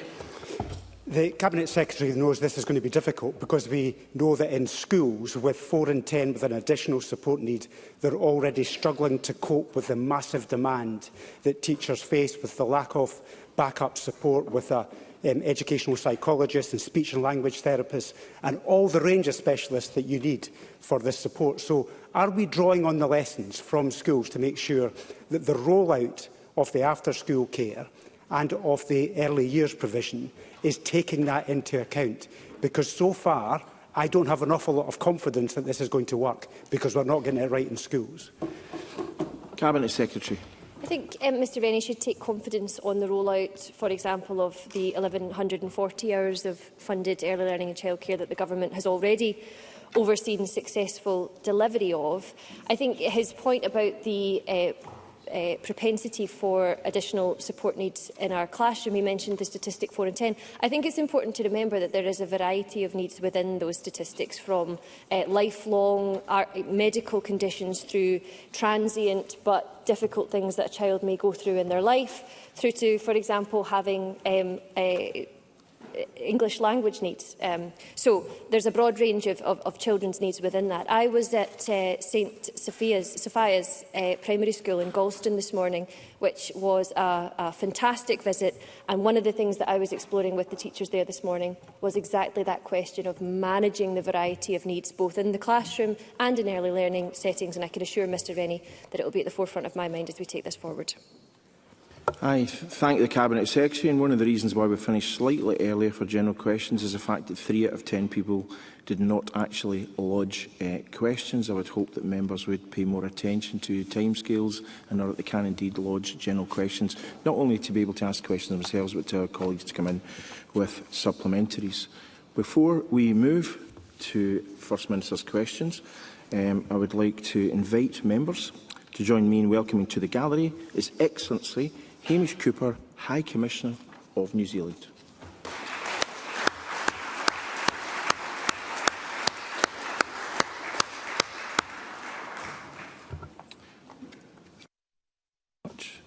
And we'll just wait around 20 seconds and then we'll allow Mr Offord to ask his first question of the day.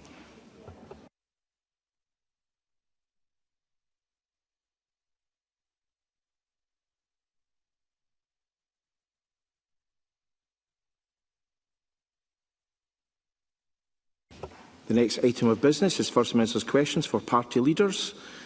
Question 1, Malcolm Offord. Thank you, Presiding Officer. And may I begin by congratulating Steve Clark and the Scotland men's team on a great victory against Haiti and wish them all the best against Morocco. Last week, I asked the First Minister about a major problem with social housing in Scotland. A loophole where thousands of new arrivals from outside Scotland are able to present as homeless and must be found temporary accommodation by councils, who are then forced to place them ahead of local Scots already on the waiting list for permanent accommodation.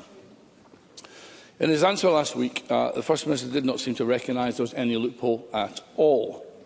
But the fact remains there has been a surge in demand for temporary accommodation in Scotland, and in Glasgow alone, 64% of those in temporary accommodation came to the UK as asylum seekers. Surely the First Minister must agree that it is unfair for local Scots on the long waiting list for permanent accommodation to be shunted to the back of the queue in order to give temporary accommodation instead to new arrivals. Does the First Minister not recognise this is fundamentally a matter of fairness and that Scottish hospitality is being abused by queue jumping? First Minister. I think what Malcolm Offord does with that question is use language which I think spreads division in our society, and it has to be called out for what it is, and it's exactly what I said last week with the language that Mr Offord used last week. There is the application of our approach to allocation of housing is based on equality for all individuals. And nobody is put to the back of the queue, to use the language that Mr Offord has used. What we do is we apply the principle that people who are eligible for housing in Scotland should be treated as eligible for housing in Scotland, and we apply houses accordingly on that basis. Malcolm Offord. So the First Minister once again doesn't answer the question. My question was entirely measured and factual, and I have not had a response. Perhaps he might write to me with a response. Moving from Glasgow to Dundee, the First Minister will be aware of the distressing incident last year involving a 12-year-old local girl who was arrested and widely vilified for wielding an axe and a knife to fend off a Bulgarian migrant and his sister. The legal process triggered by this distressing incident has now concluded, and the 12-year-old girl has been exonerated by the sheriff. The Bulgarian migrant has been found guilty of assaulting the child and of behaving in a threatening and abusive manner, including making sexual remarks to her and 3 other local girls. Now, at the time, Police Scotland hit out at misinformation online, which turned out to be true. And when Elon Musk posted the question, what kind of government arrests little girls who try to defend themselves, the First Minister also piled in, accusing him of spreading misinformation. The mother of this child, quite rightly, has demanded an apology from the police and from the First Minister for her daughter being branded as a liar, right-wing and a racist. So my question is, now this case has concluded, will the First Minister take this opportunity to issue such an apology? First Minister. The approach that I take on all of these matters is to follow carefully the advice that is offered to me and the quality information that can be available to me. And at the time of this particular incident, the information available to me, provided through Police Scotland, led me to the conclusion that I set out. And also, I'm certainly going to make no apology for taking on Elon Musk, who I don't think is an actor in good faith on these questions, if I may say so. Now, Mr Alford is absolutely right that the legal process in this case is concluded, and the legal process indicates exactly as Mr Alford has indicated. So there is no reason for me to sustain the points that were put to me at the time in the statements by Police Scotland. So I of course apologise to the young woman and her family concerned, because we should all be dealing with the situation as the information presents it. But I'd simply caution Mr Alford on the tack that he's taking here, because I've seen too many cases where malevolent right-wing actors have piled in on particular issues to sow division in our society to have been proved to be completely incorrect. And there was a case in Stirling where the Police Scotland had to intervene very directly to counter the type of rhetoric that Elon Musk was circulating on in this particular case, and on that occasion was being circulated by Tommy Robinson. So I suppose the lesson that we should all draw from all of this is that we should all be very, very careful about what we say, because if we're not, we're going to fall into the trap of the right-wing malevolent individuals who are determined to sow division in our society, and I want to have none of that in Scotland. Malcolm Alford. Thank you, Presiding Officer. I think there is another lesson to be learned from this, because this unfortunate case in Dundee brings into sharp focus the reality that white working-class girls across the UK have not been believed by the authorities when reporting sexual abuse. And this was illustrated by the remarks made at the time by Humza Yousaf, a former First Minister and a sitting MSP, who watched the video and immediately passed judgment that this young person has had a significant amount of trauma in her life, and I can guarantee that without knowing fully her circumstances. So judgment made without even meeting her, judgment made just by looking at her. So in light of this sorry saga, can I press the First Minister on the status of the grooming gangs inquiry in Scotland that the SNP promised shortly before the election? When exactly will it begin, and when will its terms of reference be released? First Minister. President, on the first point that Mr Alford makes in relation to the reporting of sexual crimes and the actions taken to address sexual crimes in our society on women and girls in our society, because that's the general way I'm going to address that question, I think from the statistics that are regularly reported, and from even the discussions that we had yesterday about the record of Dorothy Bain as the Lord Advocate, Scotland has a formidable record of taking seriously the complaints of women and girls about sexual abuse and sexual violence, and I want to make it clear to Parliament that that will remain the case throughout the term of this government, because it is absolutely vital that where women and girls have experiences of sexual violence and sexual assault, that they have the confidence to report them. And it's clear from the conduct and the leadership of the former Lord Advocate, and I'm certain about that, about the Lord Advocate designate who will be sworn in at the Court of Session tomorrow, that the same approach will be taken in relation to the prosecution of such crimes. And indeed, one of the issues we're wrestling with in our prison population is the fact that very substantial numbers of individuals are now serving long prison sentences because of the perpetrating of sexual crimes of this nature. In relation to the grooming gangs inquiry, the Government has established the leadership of the grooming gangs inquiry, and the work is underway to ensure the terms of reference are finalised and the inquiry can start its work at the first available opportunity. Anas Sarwar. Thank you, Presiding Officer. 7 months after committing to a national review into maternity services, finally Professor Christine McCourt has been appointed as Chair. While this is welcome, more urgency is needed. Earlier this month, Health Improvement Scotland published their report into the Queen Elizabeth University Hospital. It found expectant mothers had faced delays of up to 190 hours to be induced, and the consequences were serious. Delays increased the risk of sepsis, led to more complicated births, and in some cases resulted in women giving birth in areas not equipped to deal with complications or provide appropriate pain relief. Between 2019 and 2025, NHS Greater Glasgow and Clyde alone recorded 736 serious adverse events in maternity and neonatal services, and tragically 406 involved a death. So can I ask John Swinney, what immediate steps is his government taking to keep women and babies safe? First Minister. Sir, I acknowledge the importance of the point that Mr Sarwar raises with me, and let me say that although he is correct about the timescale for the establishment of the independent review into maternity services, the inspection in relation to the Queen Elizabeth University Hospital is part of the wider Healthcare Improvement Scotland review of maternity services in multiple locations around Scotland, which was commissioned by the former Health Secretary and is now being taken forward. In relation to the report on NHS Greater Glasgow and Clyde's maternity services, I am concerned, and the Ministers are very concerned by the issues that are raised. The report does highlight a number of positive aspects of the delivery of care, but it also highlights significant areas for improvement. The Cabinet Secretary for Health has already met with Healthcare Improvement Scotland and with Greater Glasgow and Clyde Health Board to relay the Government's concern and to ensure that all of the 26 requirements of the report are taken forward urgently by the Health Board, and we have had reassurance on these issues.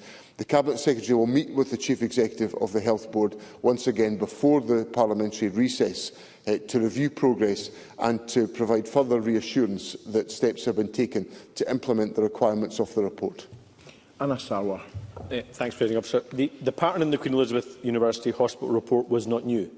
Staff repeatedly raised concerns, warnings were made about unsafe pressures, concerns were raised about staffing levels and capacity, yet women continued to wait with delays to treatment. It was the same in Lothian and in Tayside. There are clearly systemic nationwide problems. That is why we called for the national review in November, and that's why we welcomed the Government's announcement it would happen. But 7 months on, it only now has a chair. Julie Keegan, who lost her baby boy, and Laurie Quaite, who lost both his wife and his unborn child, were promised they would be involved in the work of the task force and review. And 7 months on, and despite promises, families affected have heard nothing. So will John Swinney commit now that this already delayed review will meaningfully involve the women and the families who have first-hand experience of the failures in Scotland's maternity services? First Minister. I give Mr Sarwar that assurance. In relation to the recommendations that were made in connection with NHS Greater Glasgow and Clyde, there has, as a response to those recommendations, been an approach which has seen most, if not all, of the recommendations implemented as a consequence of the report. And there has also been an increase in midwife employment to ensure that some of the other capacity issues are properly addressed. Now, the Government committed to the establishment of the maternity and neonatal task force, and steps were taken at the start of this year to take forward the agenda, and the Ministers are very happy and would indeed think it essential for there to be family engagement with the review, and I give that assurance will be the case today. In relation to the specific families that Mr Sarwar raises with me, the Health Secretary has committed to meet with those families, and I know that she will undertake that engagement. Anna Sarwar. I welcome that commitment from the First Minister. What worries families, though, is not simply what happened, it's the fear that will happen again. John Swinney often tells us that pressures on the NHS are unprecedented. But these women were not failed by a virus or by bad luck.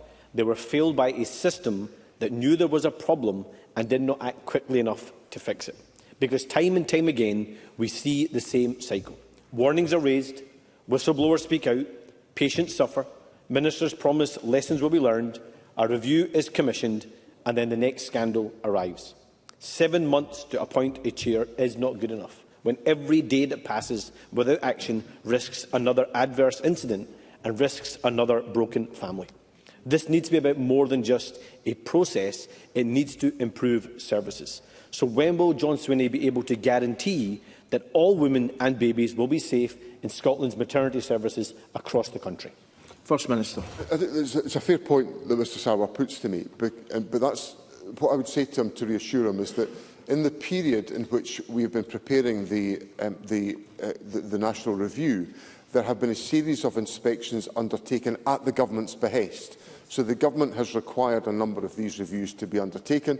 As Mr Sarwar correctly referred to, these have taken place in Tayside and in Lothian, and we now have the report in relation to NHS Greater Glasgow and Clyde, and there are others in the country. And crucially, when those reviews identify recommendations, there is the discussion from the Government to make with the relevant health boards to ensure that those recommendations are implemented, and that's the case in NHS Greater Glasgow and Clyde. But what there also is the drawing out of the patterns of evidence which are coming out of these reports, which are then the subject of a focus on improvement with all health boards in Scotland.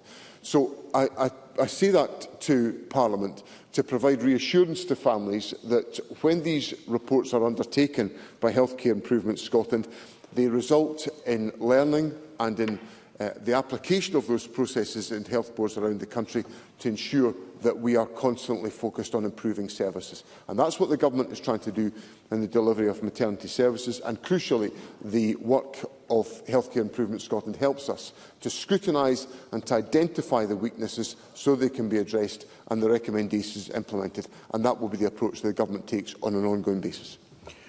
Ross Greer.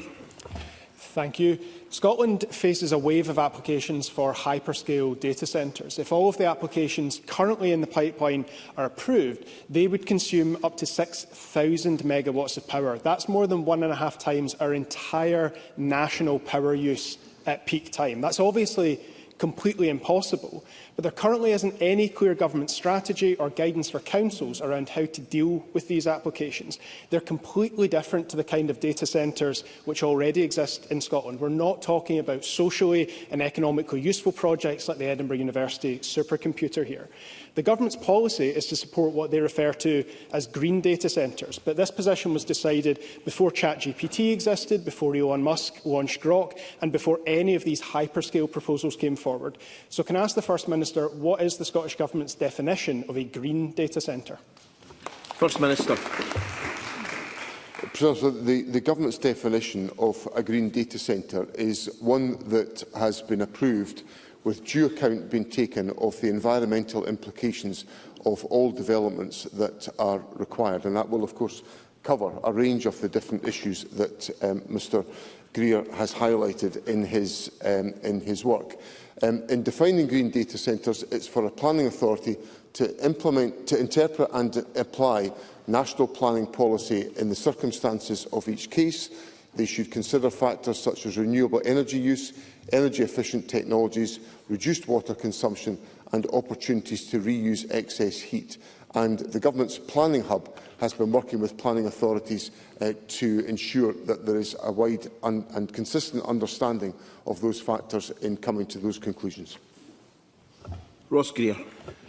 Thank you. The First Minister's response indicates that the Government expects these centres to all be approached individually, but we need a coherent national strategy for this. It's not an abstract issue. The huge energy demands by these data centres will mean higher energy bills for everyone else and very real problems for the communities that surround them. Multiple London boroughs have reportedly put a freeze on new house building because of the impacts of data centres on the grid. The centres use so much power that if additional homes are built in those areas, there would not be the grid capacity to provide them with electricity. And this is urgent. There are applications that are set to be decided possibly before this Parliament returns from our summer recess. Data centres can play an important role in our economy, but not if we let a free-for-all of unworkable applications continue. So can I ask the First Minister today, will he agree to a moratorium on new data centres above 50 megawatts until we can agree a clear national strategy and give councils the specific guidance they need before they make decisions on individual applications? First Minister. I understand the concerns that Mr Greer puts to me, but what I would say is that I think the detail of planning policy addresses the issues about which he is concerned, particularly in relation to renewable energy use, particularly in relation to energy-efficient technologies, particularly in relation to water consumption and the generation of heat. So the planning policy is there to enable local authorities to make the appropriate determinations that they consider necessary. Obviously, there has to be an extensive amount of interaction and dialogue with individual communities to to determine on these applications, or before these applications are determined, but the criteria for the consideration and the assessment of such developments is set out very clearly in planning policy. Ross Greer. I can't reconcile what the First Minister is saying about planning policy with how it is actually operating in practice, Presiding Officer, because he says that the definition of a green data centre is one where environmental considerations have been taken into account. There is no requirement to do an environmental impact assessment on a data centre application. In fact, 6 of the proposed hyperscale data centres in the pipeline right now have not undergone any environmental impact assessment, so they can't possibly meet the definition the First Minister has just set out. And they haven't undergone that assessment because councils are dealing with these applications in the dark. They haven't been given the guidance that the First Minister is implying they have. One of those proposals that hasn't undergone any EIA is the one at Auchtertool in Fife. It would be the size of 100 football pitches, and its 600 megawatts of energy needs would be monumental. That's the same as 1.3 million households for just one private business. Now, I'm not asking the First Minister to comment on individual applications. He can't do that. But I bring him back to the point that in total, these 24 applications announced so far would require 6,000 megawatts. That's more than 1.5 times our country's entire peak energy demands right now. The First Minister must recognise that's not possible. So will he come back to Parliament next week, before we suspend for the summer, and announce a pause on approvals for new hyperscale data centres until some kind of national plan is in place? First Minister.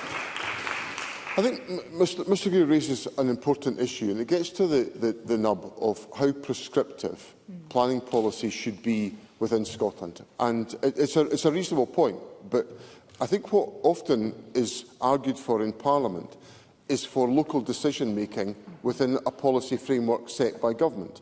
Mr Greer is asking me to do something much more specific and much more instructive and determinative than that. And it's a perfectly reasonable point, but it's different to the prevailing mood in which Parliament has argued for planning policy to be undertaken. Indeed, if I think about the contents of National Planning, the National Planning Framework 4, much of NPF 4 is predicated on the basis of what I've just set out to Parliament, and Mr Greer will be familiar with the formulation of that document. So the Government will, of course, consider all emerging planning issues. We have got to monitor the implications of planning decisions at local level. But I think we've got to be, if Parliament wishes there to be a fundamental change to the way in which we determine on such issues, then Parliament will have to have an open discussion about whether these powers should be exercised nationally by the Government and not locally by individual local authorities, which has been the prevailing view of Parliament up until now. And obviously that's an issue that Parliament is welcome to consider. Russell Finlay. Thank you, President Officer. A new report has revealed massive oil and gas reserves off Shetland, an estimated 4.7 billion barrels of oil, which is great news. Yet our imports are at their highest levels since the 1970s, and much of the gas we use is fracked in the United States, generating 4 times higher CO2. These new fields can provide cleaner domestic energy for decades while supporting thousands of jobs.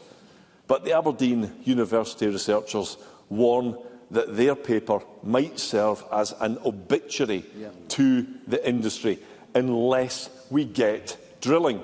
So does John Swinney agree that we should get drilling, or will he help to oversee the death of Scotland's oil and gas industry?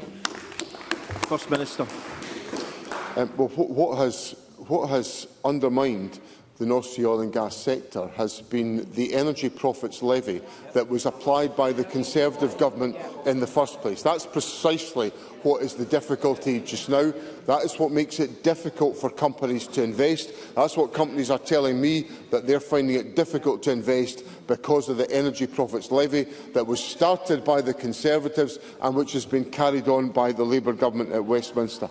Now, where I think there is a legitimate argument to be advanced is in the emissions assessment between the activity that takes place within our own domestic energy sector and the activity that arises out of the extraction of fossil fuels, which are then imported into this country because of our ongoing requirements to use oil and gas resources in our energy mix.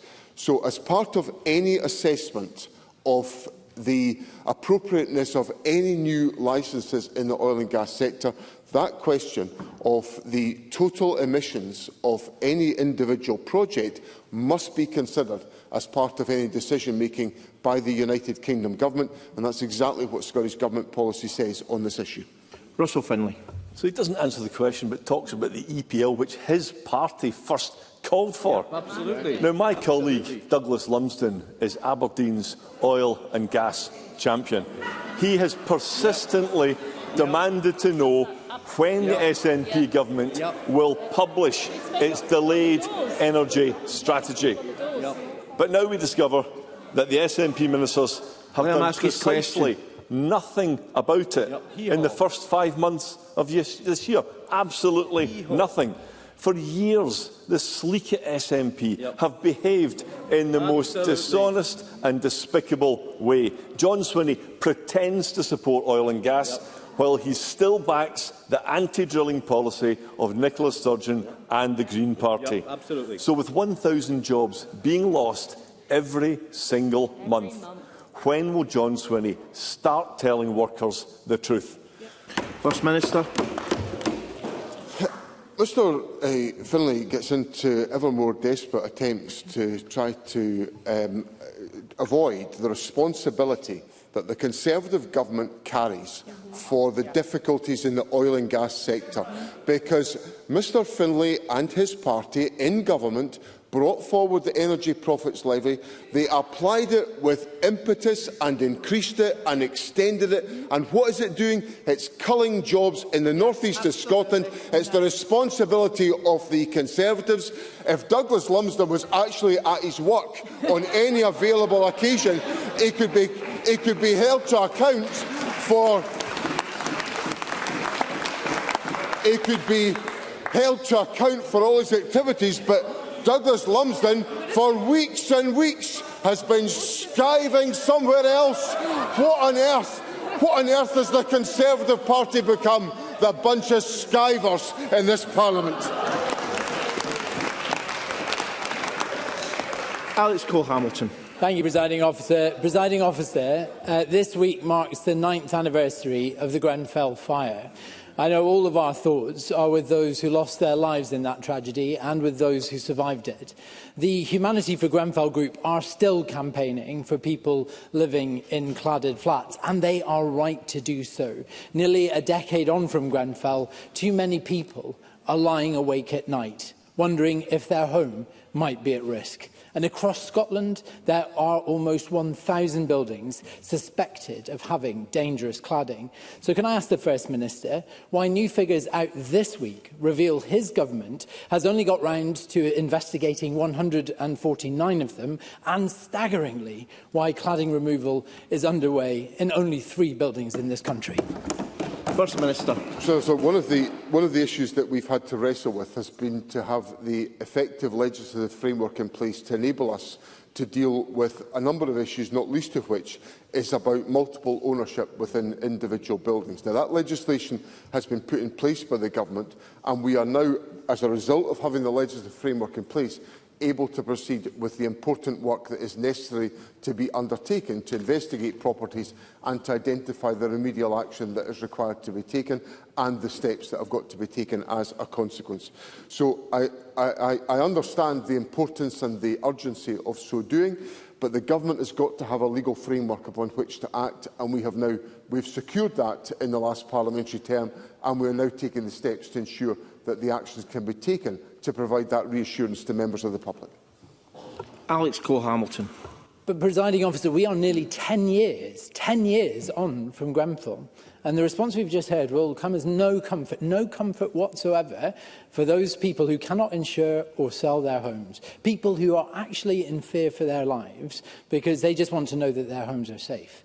The UK government gave his ministers £100 million to conduct these cladding assessments. So money is not the problem. The lack of urgency is.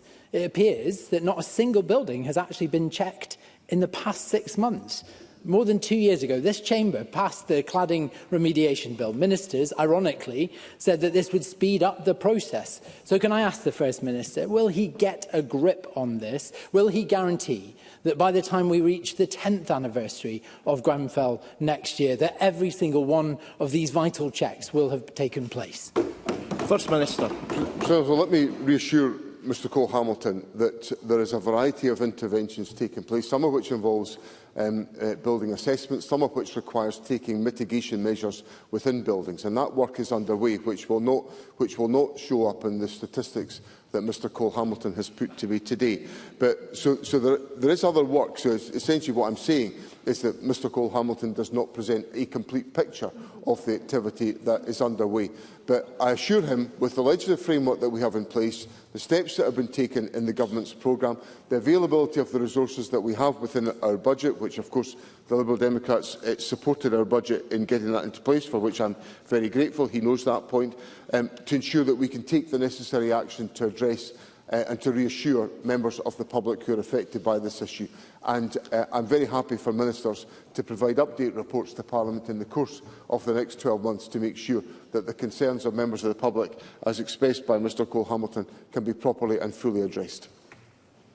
Thank you. That concludes First Minister's questions, and I wish to advise the Chamber that next week I plan to reverse the order of leaders' questions. So we'll start with 2 questions from Alex Cole-Hamilton, followed by 2 from the Conservatives, 3 from the Greens, 3 from Labour and 3 from Reform. Point of order, Craig Hoy.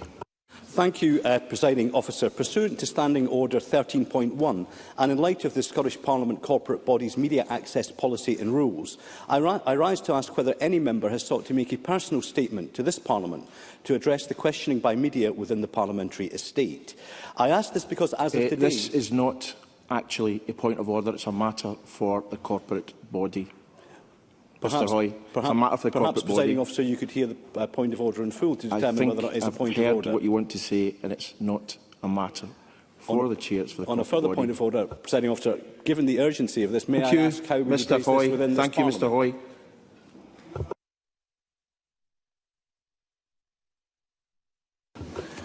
The next item of business was a statement by Stephen Gethins on 10th anniversary of the UK referendum on EU membership. The member will take questions at the end of the statement, and there should be no interventions or interruptions. We will have 1 minute to enable a changeover of ministers. Thank you.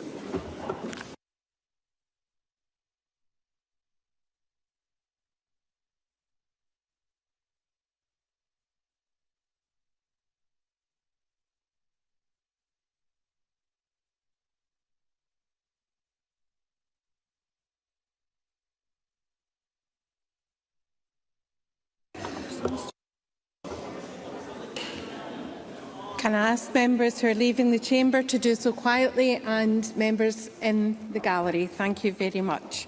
As the presiding officer has said, the next item of business is a statement from the Scottish Government on the 10th anniversary of the UK referendum on EU membership, and I call Minister Stephen Gethins. Thank you, Deputy Presiding Officer. Next week, astonishingly, marks the 10th anniversary of the referendum on the United Kingdom's membership of the European Union, which I'm sure we can all agree was one of the most consequential moments in the history of this Parliament, the peoples of our shared islands and, of course, the rest of Europe. 10 years on, this Parliament must reflect with honesty, clarity and, above all, with a sense of responsibility to those whose lives have been shaped by that decision. That vote and its aftermath has meant economic vandalism, social damage, cultural loss and a weakening of our international relationships at a time when cooperation across Europe has never been more important.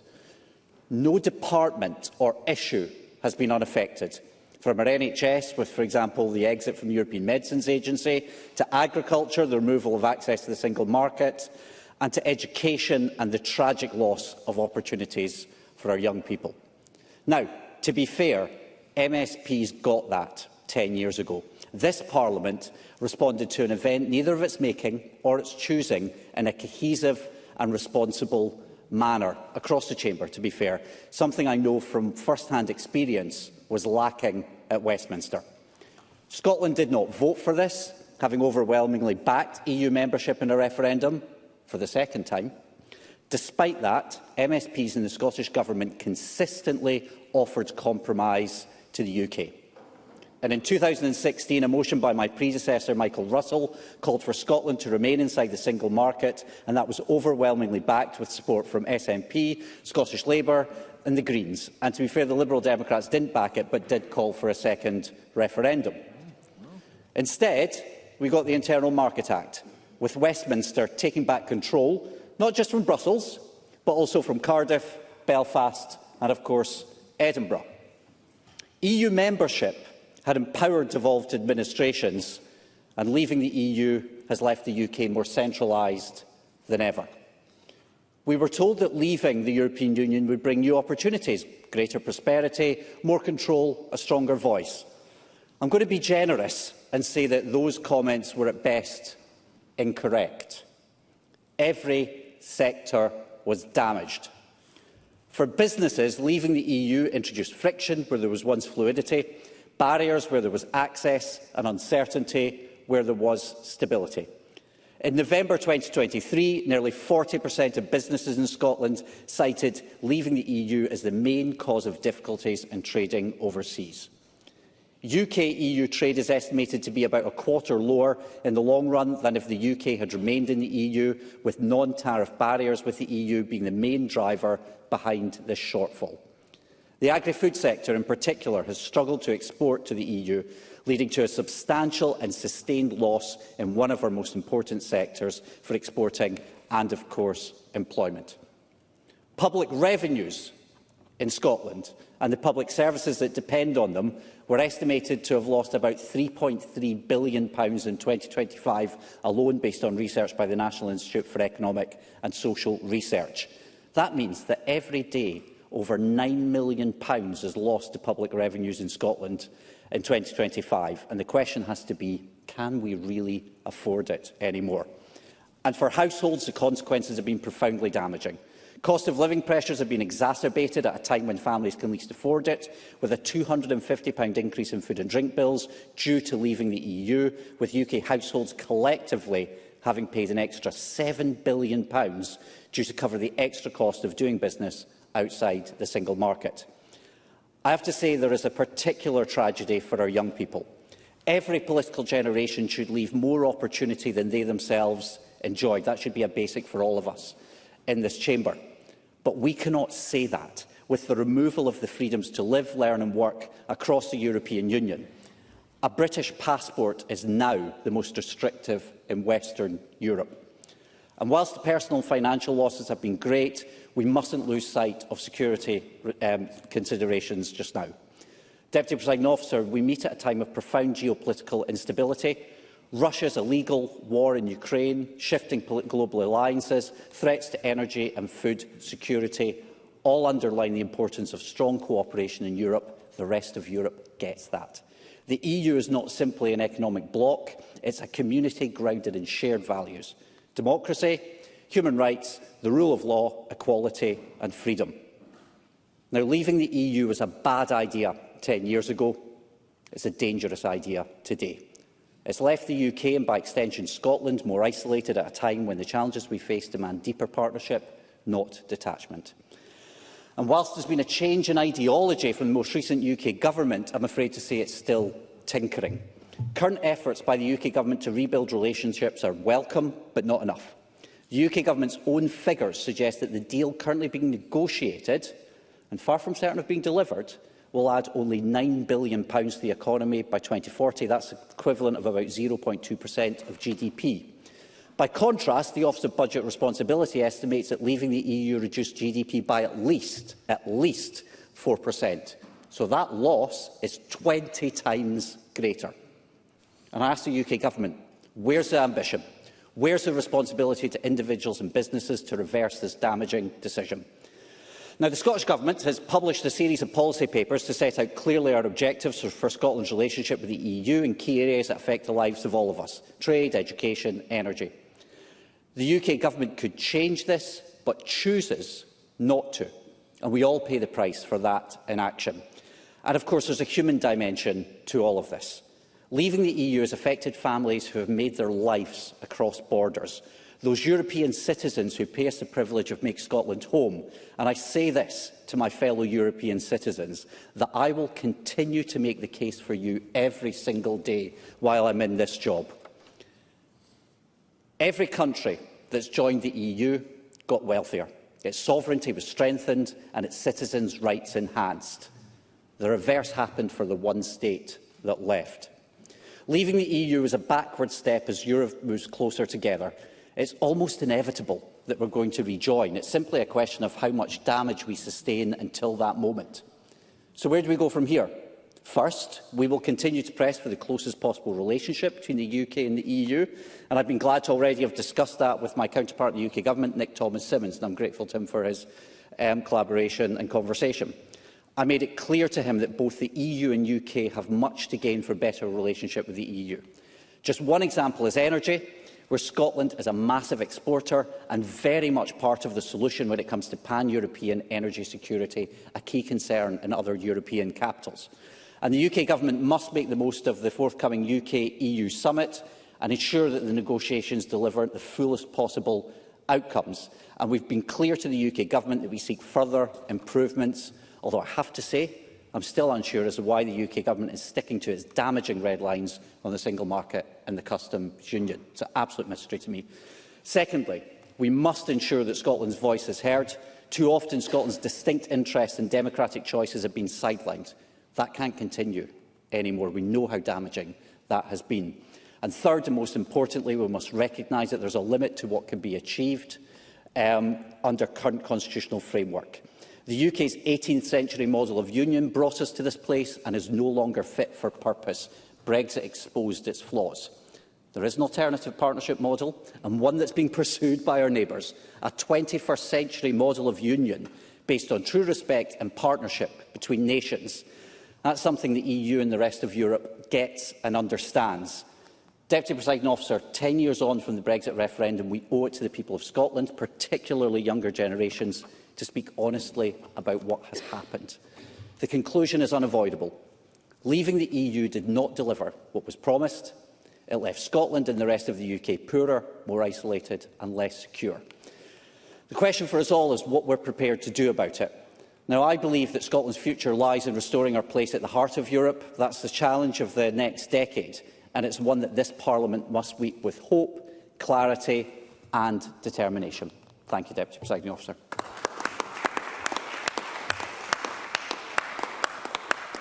Thank you. The Minister will now take questions on the issues raised in the statement. I intend to allow 20 minutes for questions, after which we will move to next business.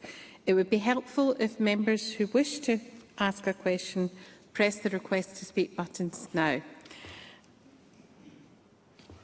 I call Senga Beresford. Thank you, Deputy Presiding Officer. Firstly, I want to start by commemorating the hard work of many, particularly Nigel Farage, on pushing for this necessary referendum to leave the European Union 10 years ago. I want to take the opportunity to make known my long-held frustration with the idea that Scotland didn't vote for Brexit, when in fact far more Scots voted for Brexit than voted for the SNP in the recent election. 1,018,322 people in Scotland voted for Brexit, and 877,000 Scots voted for this rotten government. But those over 1 million Scots' voices aren't counted when this Parliament flies the EU flag at its door.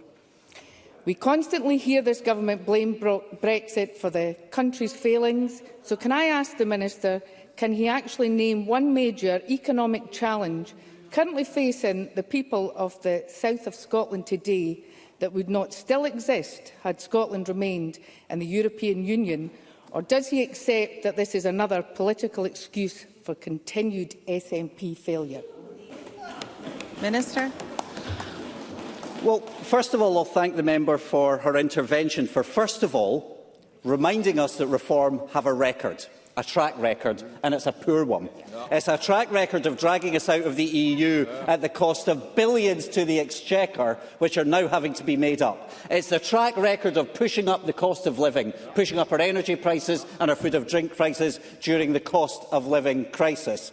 And as the member rails against flags, I will remind her that is also a Council of Europe flag that sits outside this chamber and flies proudly and should remain there.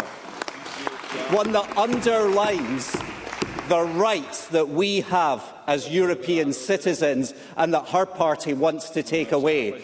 And I'm afraid to say, Deputy Presiding Officer, I don't have all day to go through the failures. I went through some of them now, but I would remind her to go back to the south of Scotland and talk to them about the dip in agri-food exports that her region relies on so much, the increase in energy prices are costing households in her area, and the removal of rights that previous generations took for granted. I call Daniel Johnson to be followed by Pauline Stafford. Thank you, Deputy Presiding Officer. And can I thank the Minister for advance sight of his statement. There is much that we agree in this statement. We may disagree on some of the constitutional conclusions, but I indeed might go further. The damage from Brexit, I would estimate to be between 6 to 8%, based on many measures.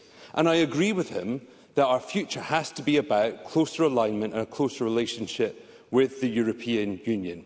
And I note his reservations about the forthcoming treaty, but would he acknowledge that the sanitary and phytosanitary agreement will make a substantial difference for farmers in the food business, not least reducing or eliminating the £200 per consignment bill, and indeed easing trade across the Irish Sea, one of the deep ironies of the hard Brexit deal. But also on carbon trading, would he acknowledge the benefit there? But moreover, would he welcome if this summit becomes an annual event so we have further such treaties in the future? Minister. I'd like to thank Mr Johnson, not just for his question, but for the spirit. So, firstly, in a spirit of agreement, I think to emphasise the point on the 4%, I was using the Conservative figures. But even then, he and I agree that these are deeply worrying figures, and the Finance Secretary is sitting here. And just imagine what we could do for our public services with that money that's being thrown away right now. Now, on the point that he makes, yes, of course, look, I welcome any progress. The SPS, and I said that to Nick Thomas-Symonds the other day, it does still mean that the Conservatives spent hundreds of millions of pounds on border checks that are no longer needed. Hundreds of millions of pounds thrown away by the Conservatives, backed by Reform, incidentally. But he talks to another point here, and he's now talking about annual talks around this. Because this doesn't end. Brexit doesn't end until you rejoin, and he points to that. Annual talks. So why on earth are we still backing leaving the single market and the customs union, incidentally, something that Labour backed 10 years ago? Now, I've no idea what successes he sees with the Conservative Party that they've achieved in that period that's made him change his mind, but I certainly have it, and I would urge his party and the UK Government to review those lines as a matter of urgency. Can I inform the Chamber that there are a large number of questions in, and if we're going to get through them all, we'll need more concise questions and answers. And I call Pauline Stafford. Thank you, Presiding Officer, and I thank the Minister for this statement on what is one of the saddest anniversaries for our country. 10 years on from the Brexit vote, Scotland's artists, musicians and creative professionals continue to face significant barriers to working and touring in Europe. These challenges have contributed to fewer touring opportunities and reduced international career development, particularly for young and emerging artists. While many of the key levers remain reserved to the UK Government, can the Minister outline what further action the Scottish Government is taking to support Scotland's artists and creative sectors, including through advocating for the UK's participation in programmes such as Creative Europe and its successor, Agora EU? Minister. Can I thank the member for raising this? Is a really important point. Now, the Scottish Government would welcome a return to Erasmus+. We do pressing for continued participation. That's good for students, apprentices and teachers as well. And we're calling for the UK Association to Agora EU to restore the vital cultural collaboration that Pauline Stafford quite rightly brings up. We've also repeatedly pressed the UK Government for easements and targeted support for touring artists by the barriers created by Brexit and advocating for an EU mobility agreement to reduce obstacles. But Pauline Stafford's right. These challenges stem directly from leaving the EU against Scotland's will, and the consequences: 82% of musicians report reduced EU earnings, 65% fewer invitations, and 57% unable to take up work due to the increased costs. It's just not worth it. I call Gillian Mackay to be followed by Craig Hoy. Thanks, Presiding Officer. We all know how damaging Brexit has been to our economy and our democracy, and I'm pleased to hear the Minister highlight that human cost, because I think that's the tangible thing that everybody can realise that we've lost.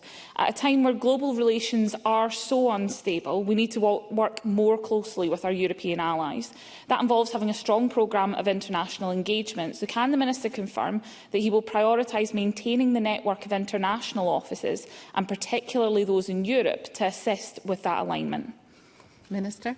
Can I thank Gillian Mackay for a question? Also, I'm going to say, unlike others, the coherence of her party on this particular issue, because I think it makes a lot of sense. But she's also right in terms of the human cost. And when we talk about facts and figures, they're important and help us understand. If the Finance Secretary will forgive me a moment highlighting that cost, that human cost I know that she gets in terms of the impact on people. And Gillian Mackay's right. I think that our offices across Europe and elsewhere have done a fantastic job. It was great to see the First Minister in Boston. That's not just good for supporting our football team, it's good for jobs and investment at home. Jobs rely on that international engagement. And I want to pay my part that over the past decade, the fantastic job that the team in Brussels have done in maintaining that Scotland's interests are heard, but also sticking up for jobs and investment back home. That's a vital part of that. And that's something that I can assure her I continue to be committed to. Call Craig Hoy to be followed by Duncan Dunlop. Thank you, Deputy Presiding Officer. Was this statement not an entire waste of valuable parliamentary time? And isn't it symptomatic of this government's obsession with matters beyond the control of this Parliament? But I will indulge the Minister by asking him this simple question. By what economic logic would we want to leave a union where we are a net beneficiary to become, at the flick of a switch, the member of a union where we'd be expected to be a net financial contributor? Minister. Do you know, I think it says something of where the Conservatives have gone in terms of their disregard for the economy and for jobs, whereby the member does not think that this is an important statement. Every single day, every minister in this government is having to deal with the consequences of a decision foisted on them by Boris Johnson and his government. Now, on the point, it also speaks to that sense of British exceptionalism that the Conservative Party is renowned for. Every country in Europe gets that a 21st century model of union is one of equality and partnership. That's why every country that joined the EU got wealthier and the country that left the EU got poorer. And that's on them. Duncan Dunlop to be followed by Alan Smith. Thank you, Presiding Officer, and I thank the Minister for advance sight of his statement. For the last 10 years, the Liberal Democrats have been clear. We believe we never should have left the EU.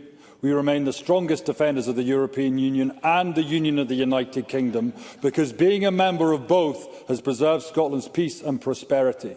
And both are now needed more than ever, as our world is in a much more volatile place. But being pragmatic, can I ask the Minister if he'll join calls for the UK Government to immediately begin talks with the EU on a new growth and defence partnership that would include a new UK-EU customs union, rejoining the single market and a new defence pact with our EU allies? Minister. So, first of all, to Mr Dunlop, I'm going to be generous. Look, I've voted to the closest. I've voted for membership of the customs union, the single market, you name it, when I was at Westminster. I also am in askance as to why the UK would not join SAFE, that defence procurement project, when even Canada has joined that. So on that point, I take his point. What I don't understand about the Liberal Democrats who profess to be strong advocates for the EU is that we know that even joining the customs union in the single market is the second best option. The Treasury tells us it's the second best option. Why go for the second best when you can go for the best option? Call Alan Smith to be followed by Max Bannerman. Thank you, Presiding Officer. I think it's right that we take good stock of the reality that the Brexit lies have not been delivered. But I'm more interested in the future, when we actually have the solution, which we know Brexit was missold. Brexit has made everything worse. Brexit made everybody poorer. But the solution, to our mind, is independence in Europe. So the Minister will have taken good note just this Monday that the EU has commenced the Cluster 1 accession talks with Moldova, which is nothing like our resources, and Ukraine, which is under illegal occupation and daily bombardment. Does that not nail forever the idea that Scotland could somehow not become an EU member really very easily? Minister. You know, Alan Smith and I have one thing in common, which is, well, many things in common, one of which is we've served in a parliament that we didn't see a future in. I now serve in a parliament that I do see a future in. Alan's now in his second parliament that Scotland has a future in. And he's right, the rest of Europe sees a future in that as well. It speaks to exceptionalism. It speaks to isolationism. You know, I can remember these Brexiteers who were telling us that there'd be a big queue of countries that were going to leave in the aftermath of the UK's profound success. Well, where are they? Instead, we've seen countries queuing up to join the European Union. The isolation and exceptionalism espoused by Reform and their Conservative allies has got us to this disastrous place, and the rest of Europe has learned a lesson from that. Max Bannerman to be followed by Jenny Minto. Can I thank the Minister for his statement and welcome to his place? In my region, Murray voted by just 122 votes to remain in the EU, so I think it's a bit wide off the mark, as Senator Beresford has said, for the Minister to claim overwhelming support for the EU project. Now, in his statement, the Minister made no mention of fishing, which is unfortunate. Scotland accounts for almost half of all UK fishing industry jobs and more than 60% of the value of all UK landings. But half of our commercially fished species are overfished or at very low population sizes, and catch limits are being set above scientific advice.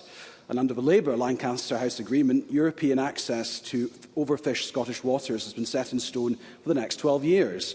And Scotland only benefited from 28 million out of the 360 million Fishing and Coastal Growth Fund. So does the Minister not agree with me that the best way to safeguard this vital industry would be to utilise Brexit benefits so that any recovery from our territorial waters gives priority to Scottish boats, particularly smaller vessels? Minister. I keep hearing that our Brexit benefits are that we've not had the proper kind of Brexit. It was kind of like the arguments I was hearing about communism in the 1990s, that we just hadn't had the right kind of communism. It's very much the same kind of argument. Now, we've seen a drop in our agri-food exports. We've also seen the impact that leaving the single market has had, not just in exports, but in terms of staffing as well. And this is the second Reform member who stood up and struggled with basic maths. The people of Murray voted to remain in the European Union, not for the first time, for the second time. It's basic maths, and I'd encourage them to catch up. I call on Jenny Minto to be followed by Mark Griffin. Thank you, Presiding Officer, and I thank the Minister for his statement and agree that Scotland should most definitely be at the heart of Europe. Ending the free movement of labour has severely restricted the pool of workers in key sectors in Argyll and Bute. Tourism, hospitality and the care sector have all struggled with staff shortages and recruitment difficulties, and I've lost count of the number of organisations that have spoken to me directly about this. So does the Minister agree with me that given the UK Government has neglected to act to resolve this issue, they should step aside and devolve the powers to the Scottish Parliament so that we can introduce a Scottish visa system that supports all these sectors and more? Minister. Thank you, Deputy Presiding Officer. Jenny Minto rightly highlights that Brexit has created a real and growing workforce challenge across Scotland in sectors like tourism, hospitality, social care, other areas that have traditionally relied on access to EU labour. And Jenny Minto knows the impact that that's had in areas like Argyll and Bute. Now, the Scottish Government has highlighted and discussed these challenges with the UK Government and proposed practical solutions like a tailored Scottish visa and a rural visa pilot. And indeed, when I was a member of the House of Commons, I tried to take a private member's bill through on this very matter. Now, we continue to encourage the UK Government to address this, to work with the Scottish government. I do note that it's something that the Labour Party or the Scottish Labour had previously talked about, but just like everybody else, UK Labour doesn't seem to be listening to them. I call Mark Griffin. Thank you, Presiding Officer. The Minister set out the damage that has taken place in this country as a result of leaving a political and economic union, and there's nothing in the statement that I can disagree with. But what I would say to the Minister is that in conclusion he asked what we're prepared to do about it. Is the Government able to set out a bit more detail as how we pull together Parliament and work together on a similar basis to the vote that you mentioned in his statement to actually achieving that outcome together? Minister. Well, Mr Griffin's right. 10 years ago there was a vote, an important vote in the Scottish Parliament that offered a compromise. I think there was only one member of the Scottish Parliament who actually, out of the 129, who backed leaving the EU, which speaks to the greater wisdom that was collected in this place maybe than in the Westminster Parliament. And there are things that, look, as I've said to others, I will happily engage, and I've engaged with Nick Thomas-Symonds. But if we look at the potential benefits being 20 times less than the loss that we are sustaining, we see the impact.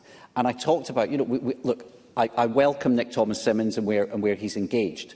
But where are we on the energy sector? Where are we on the freedoms that young people enjoyed? All these range of areas where we will continue to press the UK government to go much further. And I have to say I'm exceptionally disappointed in the Labour Party that has veered off to what is, under any measure, a hard Brexit that was brought in by Tories and endorsed by Reform. I would encourage his government, and I say this in good faith, to be much, much more ambitious, and I would urge the Scottish Labour members in this to join us in making that case. I'm encouraging shorter questions, shorter answers if possible, to allow every member to come in. Call Alex Kerr to be followed by Patrick Harvey. Thank you, Presiding Officer. Despite every single council area in Scotland voting to remain in Europe, we're dragged out against our will. Companies like DFDS, who operate a logistics hub in Larkhall in my constituency, and who are one of the major routes to the continent for seafood caught on the west coast, and their clients are paying the cost of remaining shackled to Brexit Britain. With previous figures showing £4 billion has been lost, could the Minister provide the most up-to-date figures for the cost of the Scottish economy of leaving the European Union and the single market, and the potential economic growth that could be achieved by rejoining our European neighbours? Minister. Well, I'd like to thank Alec Kerr. Well, we know that Scotland was one of the hardest hit parts of the UK when it came to Brexit, and the figures I used earlier on, a £3.3 billion reduction in revenues, and the House Commons research commissioned by the Liberal Democrats with a £90 billion loss, or £250 million every day. The Deputy First Minister knows exactly the cost that is having, and we need to reverse this. And I thank Alec Kerr for his very sensible question. I'll continue to work with him and others in how we can minimise the damage. Call Patrick Harvey to be followed by Jackie Dunbar. The UK-EU Partnership Bill announced in the King's Speech will undoubtedly do a lot less good than rejoining would. But if it has any potential to begin undoing some of the damage of Brexit, then we should try to work constructively with it. Has the UK Government been working collaboratively with the Scottish Government to agree the terms of that bill? And is the Minister confident that there will be no breach of the devolution settlement or the Sewell Convention? Minister.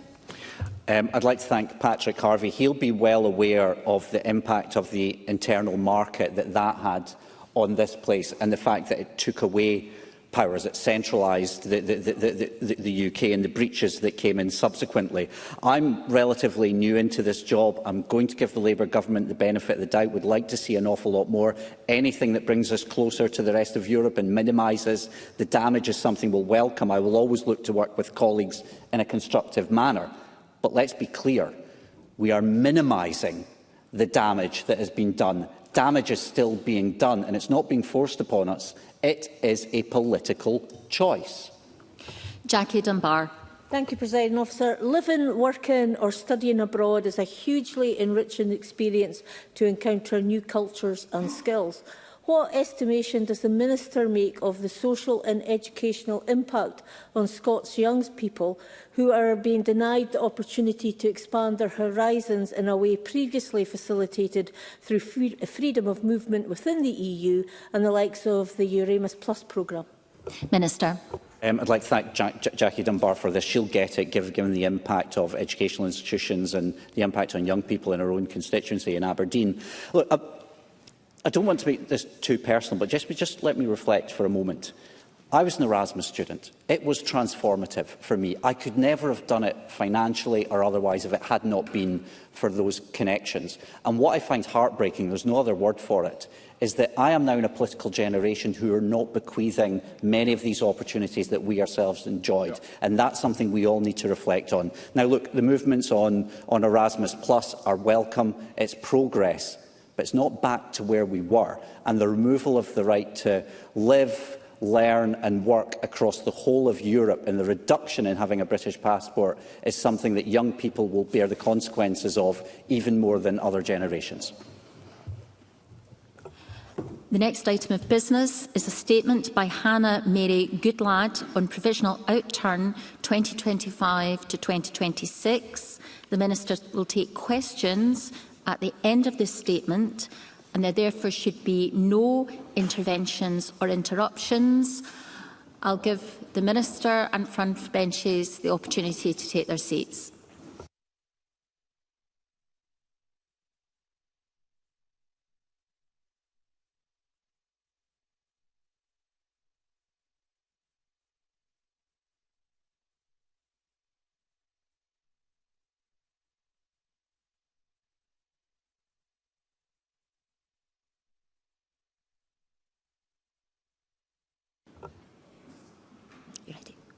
I call on Hannah Mary Goodlad. Presiding Officer, I welcome the opportunity to make my first statement to Parliament as the Minister for Public Finance. I give a commitment to staying on time and to Willie Rennie, who unfortunately isn't here, to being boring. Also, very importantly, to update the provisional outturn against the Scottish budget for the financial year of 25-26.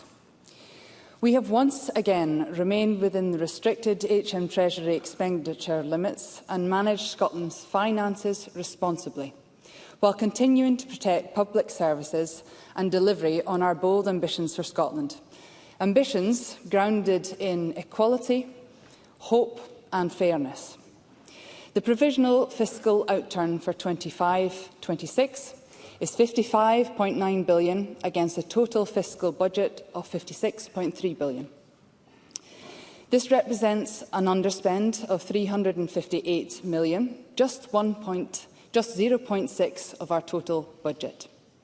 It is important to remind Parliament that we absolutely cannot overspend by a penny, and therefore must always generate an underspend in order to guard against any late movements in devolved tax, social security spend, demand-led programmes, as well as providing contingency against post-year end adjustments. Up to £200 million is set aside for such a contingency. The underspend incorporates £312